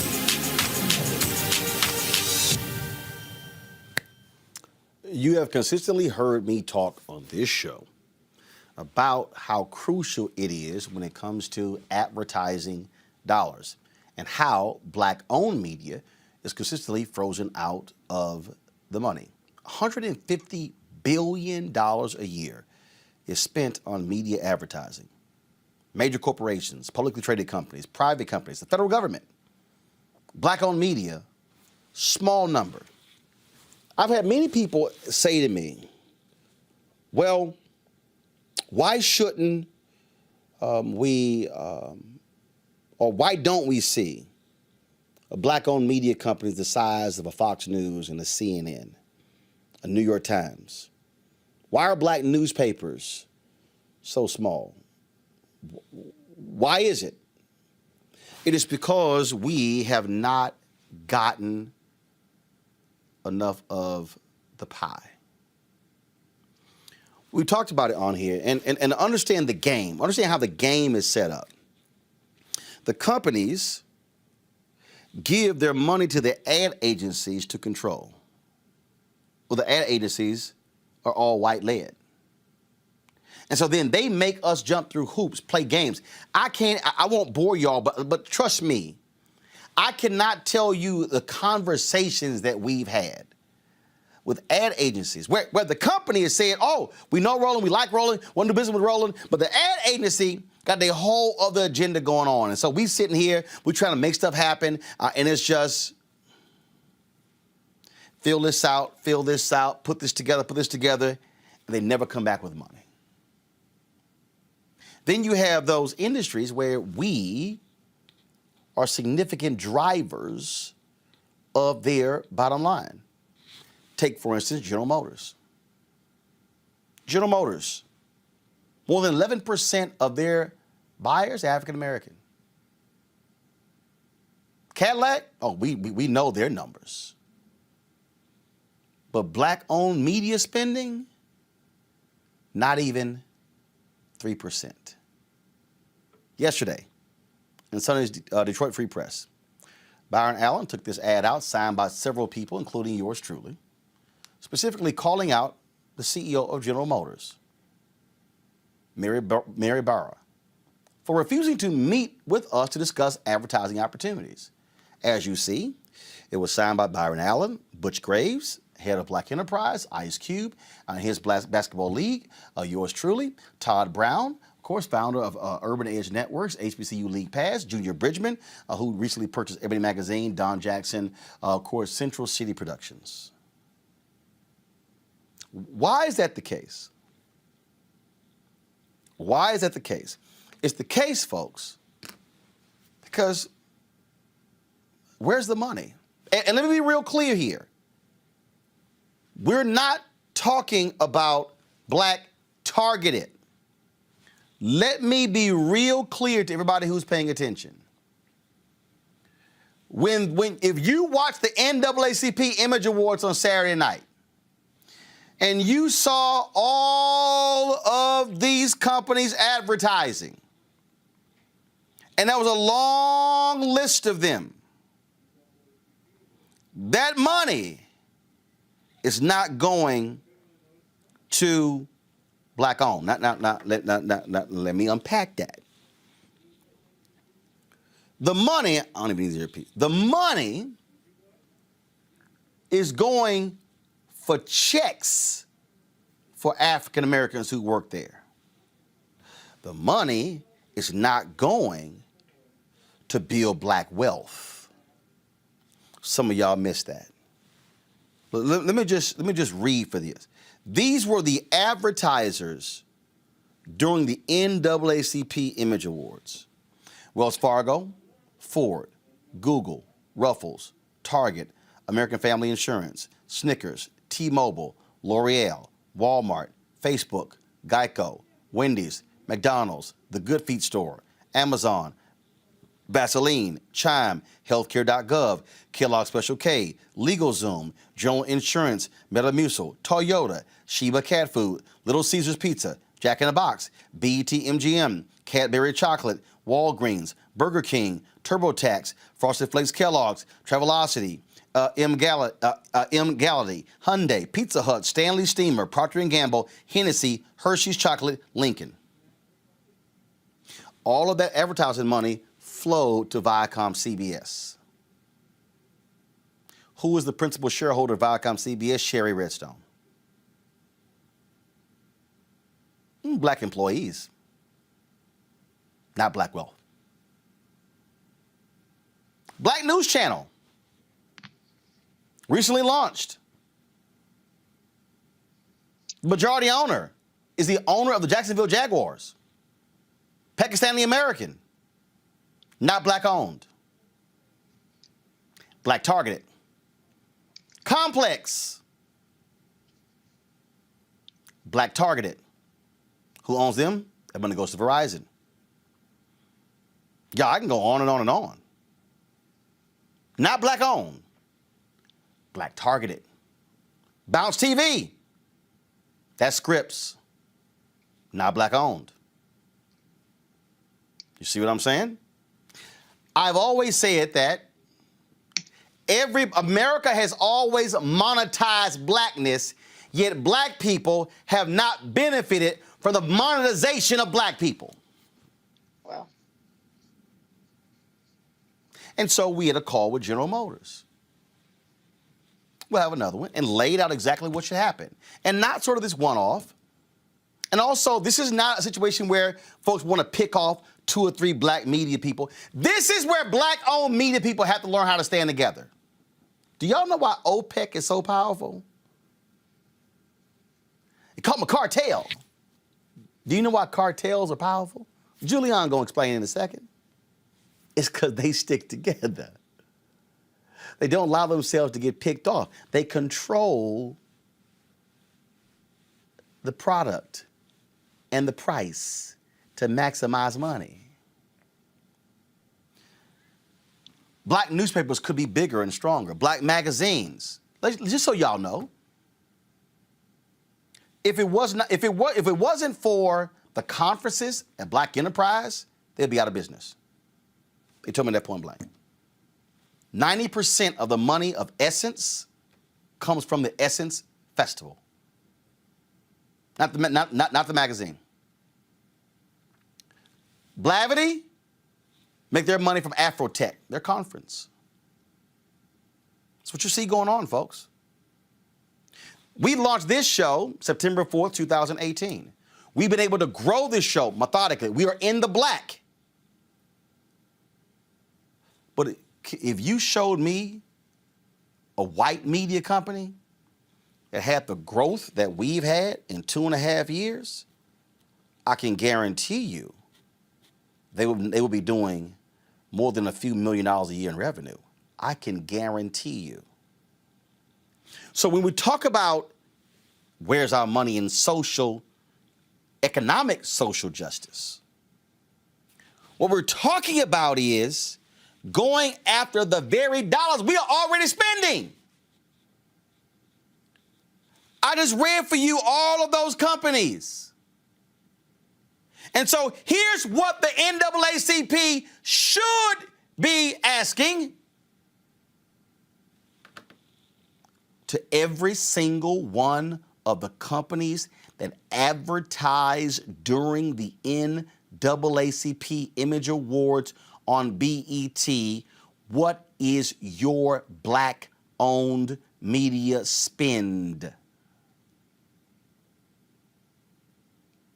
I want to know the black companies you're using for your commercials. I want to know the black catering companies. I want to know the black technology companies. I want to know the black ad agencies. I want to know the black companies that are driving dollars. What I'm trying to get y'all to understand is this here.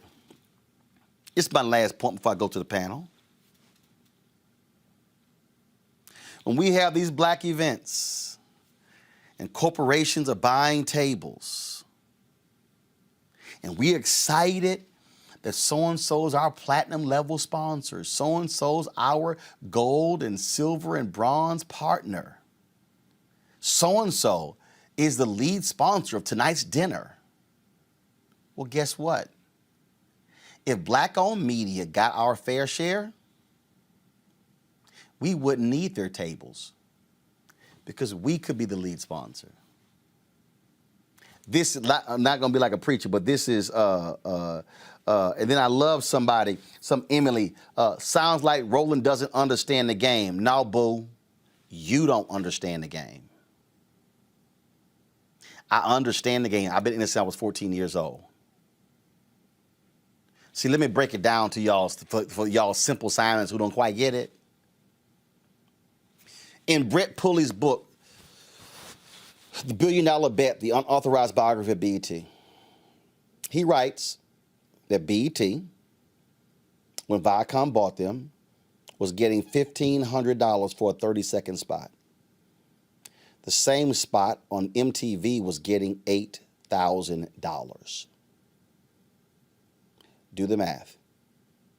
BET was getting, when it was black-owned, when it was owned by Sheila Johnson and Bob Johnson, they were getting $1,500 for a 30-second ad, and it was $8,000 on MTV. Now I'm about to really trip y'all out. BET was sold for $3.3 billion. Had BET, see y'all about to, had BET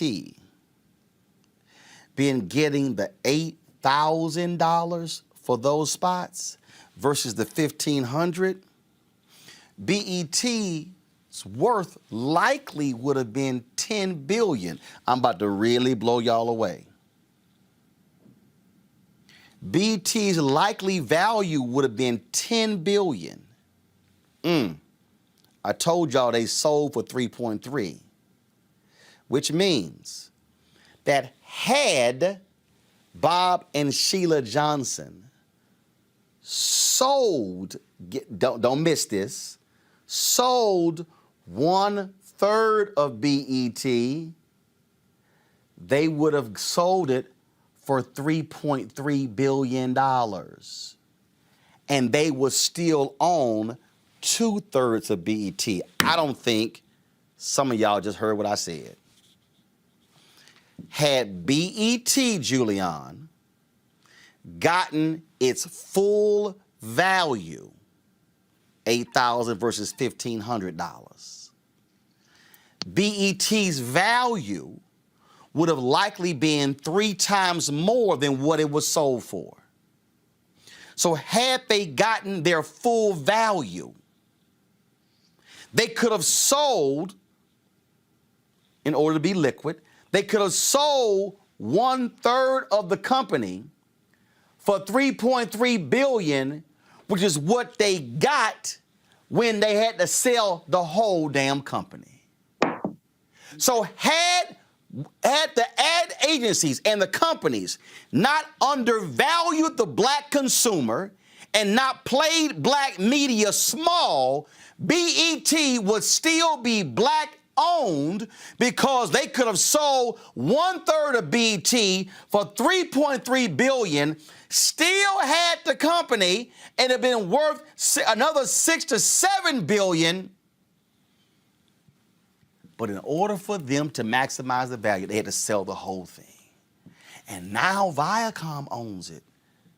And now Viacom is making more money off the monetization of black people, and it's not benefiting black folk. Black wealth is not being created with BET getting a lion's share of the money. And we can go down the line of all of these black targeted companies. So the reason black-owned media is not in a position to build capacity because we're being frozen out of the dollars because of lip service. That's why the letter was dropped targeting General Motors. And that's why it's a whole host of companies. We're coming after all of you because y'all have been making billions off of black people, and you have not been giving it back to black-owned media. Julian, your thoughts?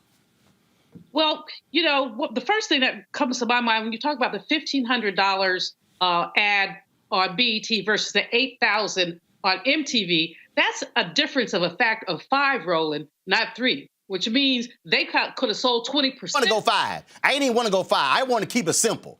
I just want to keep it simple. But you're right. I want to keep it accurate. No. For the person, see, for the folk out there who is like a little too much, I wanted to show if you go 3, they could still sold 1/3 for 3.3 what they actually got total and still hold on to it. But I get your point. But go ahead.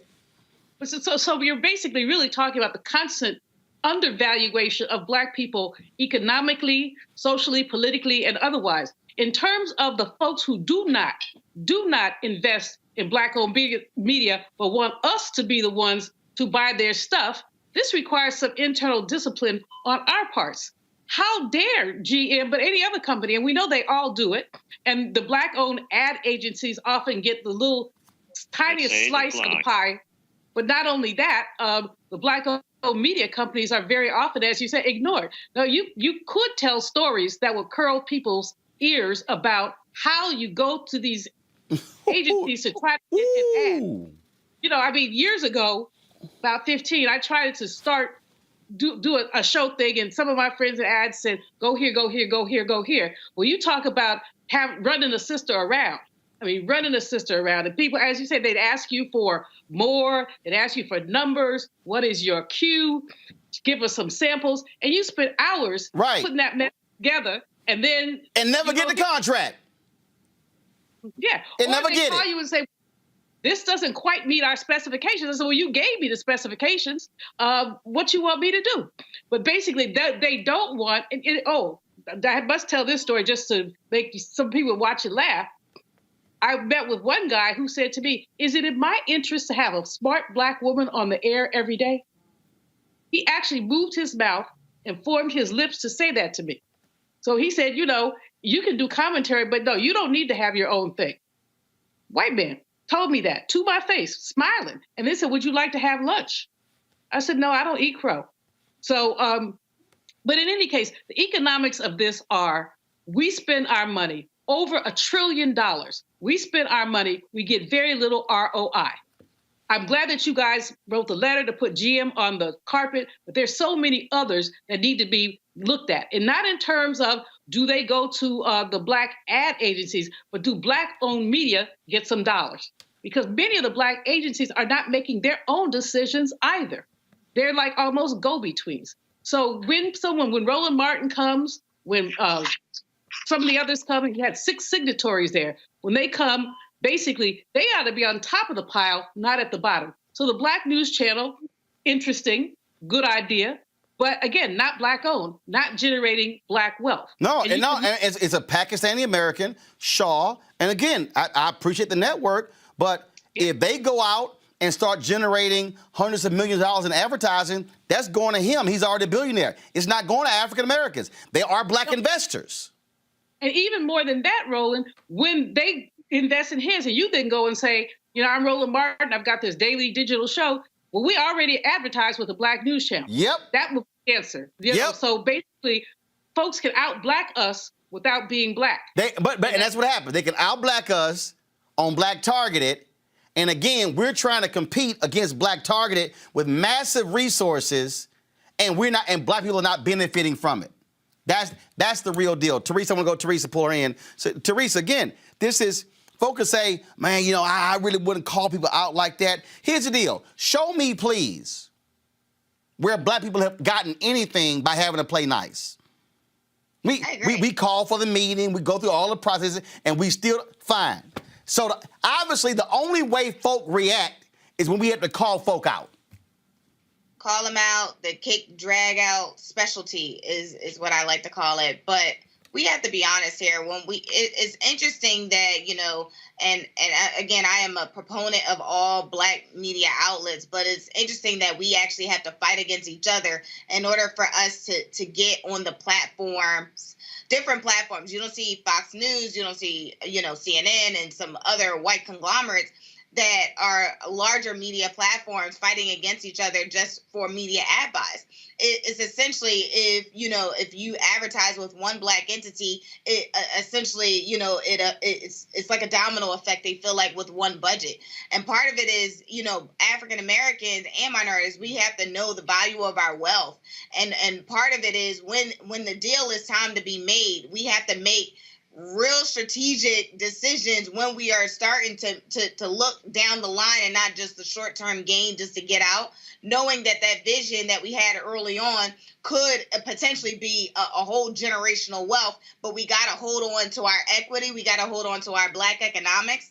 But that, I believe that is what is missing as of right now. But how bigger companies can support Black medium outlets and i.e. daily digital shows like yours, Roland, is to continuously, not just buy the tables and buy the sponsorship and say, hey, we support 5,000, 10,000, 20,000, but continuously figure out what that economic equity plan looks like for African Americans, what it looks like for Black media outlets, and saying, listen, shares are, maybe become available. I know that's probably a long shot, but it's also an opportunity. Or we keep creating content and hold our content and not selling it. But we got to stop selling ourselves short, especially if we don't know the actual number we are actually worth in this billion-dollar economy. Andrew, when Fox sold their company to Disney, I need everybody to listen to me.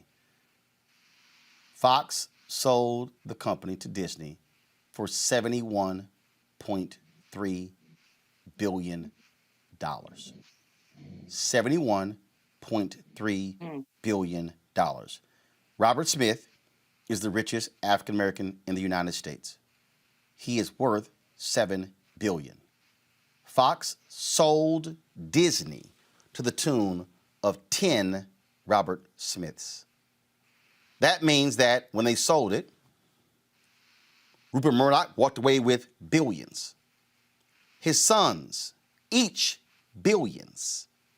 Daughter, billions. If you have the ability to be able to create a Black-owned media company and acquire other assets and build, and then down the road, let's say sell it, you can sell it for 10, 20, 30, 40. I mean, I can only imagine what BET could have been built to, or Ebony and others if they were getting the dollars. Billions, y'all. Andrew, when you're frozen out of the game, when you're completely frozen out, when the rules are created to specifically freeze you out, this is why you can't grow. It doesn't mean, I'm telling you, y'all. No, it doesn't mean you can't grow. Only grow so much. I rarely watch this show. I rarely watch this show on TV, on the TV when I get home. I mean, I went home and I was like, damn, this show look good. I put it up against some other products. Imagine if I had 5% of CNN's budget. 5. Imagine 5. Y'all, Fox, y'all, profit is going to be $1 billion. 5% of $1 billion? I take, that's 50 million. Y'all, that's 50 million. Do y'all know what this show would look like? What we would be able to cover with a budget of $50 million a year? Do you imagine what I would look like on your platform with the... See, you still have congressional. But Andrew, this is the thing that people don't understand. That's how we are frozen out. We can never get to that point because of the arbitrary rules they create. Go ahead. Well, the big point, I really appreciate that you are using your platform, Roland, to speak out against this. I mean, there's just so much money that's always made on the backs of Black people, not only in media, but we could talk about housing and how we've been shut out of that, or education with the GI Bill coming out of World War II. I mean, I think media is another frontier because we need to be able to tell our stories and cover the news in a unique way for our community. And there are not a lot of platforms that do that. So I think you should keep fighting. We all really need to keep stepping up and holding these companies accountable. Billion-dollar profits. We know about the investments that African Americans are making on our spending power, but we need to demand more from these companies. And it really doesn't seem like there's much incentive for them. I'm struggling. You know, a lot of these companies have Black board members. A lot of these companies may have Black executives. Why has it been so hard for so long to have these investments in Black media and Black newspapers? Okay, so I'm going to do something right here, and let me preface this. This is not to say they don't matter, but this is where they also play us. Let me be real clear. We need Black board members, but by the time it gets to the... No, listen. We need Black board members. By the time it gets to the board, the decision has already been made. Okay. The power is not, let me be clear, folks, the power is not a Black person on the board. The power who is in the operational chain. See, it's P&E. It's P&E. P&E, y'all, if you do not have P&L, if you do not have P&L responsibility, yo, you ain't got power in the company. All these diversity, equity, and inclusion jobs, ask how many staffers do they have. Ask what's their budget. Ask how much do they control. It's P&L responsibility. P&L, who's the chief marketing officer? See, you can have all the Black board members. No, who's the CMO? Who's the COO? See, that's where the power is. But see, and so again, they get us, hey, we appointed a Black board member. But are your senior level executives, are they Black? Or do you only have one? Julian, final comment, go. There's a book called Blacks on Boards. It's a really old book that I reviewed years ago. But it talked about how these corporations go to look for Black people who pretty much look like them. Come on. In other words, they're not looking for Roland Martin. Hell no. They're not looking for Julianne Malvo. They're looking for somebody who basically has already been finished, polished, taught how to act. I think one of the most effective Black board members is John Rogers at Ariel Capital Management because he does not mind calling people out. But the fact is that the executives are almost incidental unless they're the CEO. The board members are almost incidental, their representation, but unless they're on the finance committee, unless they're making some kind of decisions, unless they're in the meeting before the meeting, it's just representation. It's not necessarily change making. So don't believe the hype when you see this Black face and everybody claps and says, oh yeah, so-and-so just got on this board. Good for them, but How are they willing to take them on, or are they happy to be their black person? Last point here, just so y'all understand. Roger Ferguson, go to my iPad. Roger Ferguson was the CEO of TIAA. He was replaced by Thasunda Brown Duckett. This is the first time in history that a Fortune 500 company replaced a black CEO with another black CEO. The brother who just stepped down at Merck, his number 2 is black. He was not made the CEO. All I'm saying, y'all, is you need to understand the game. And we're going to deal with this advertising money in order to be able to grow. Folks, I certainly appreciate it, Julian, Andrew, and Teresa. Thank you so very much. Folks, if y'all want to support what we do here at Roland Martin Unfiltered, giving you the kind of information you're not getting anywhere else, trust me, you ain't going to see MSNBC and CNN break this down. That's where you have black folks getting checks, not building wealth. Okay, support us at Cash App, $RM Unfiltered, paypal.me/R Martin Unfiltered, Venmo.com/RM Unfiltered, Zales, Roland at RolandSMartin.com. You can send a money order to New Vision Media, Inc., 1625 K Street Northwest, Suite 400, Washington, D.C., 2006. Folks, thank you so very much. I shall see y'all tomorrow right here on Roland Martin Unfiltered. Have a great one. Holla!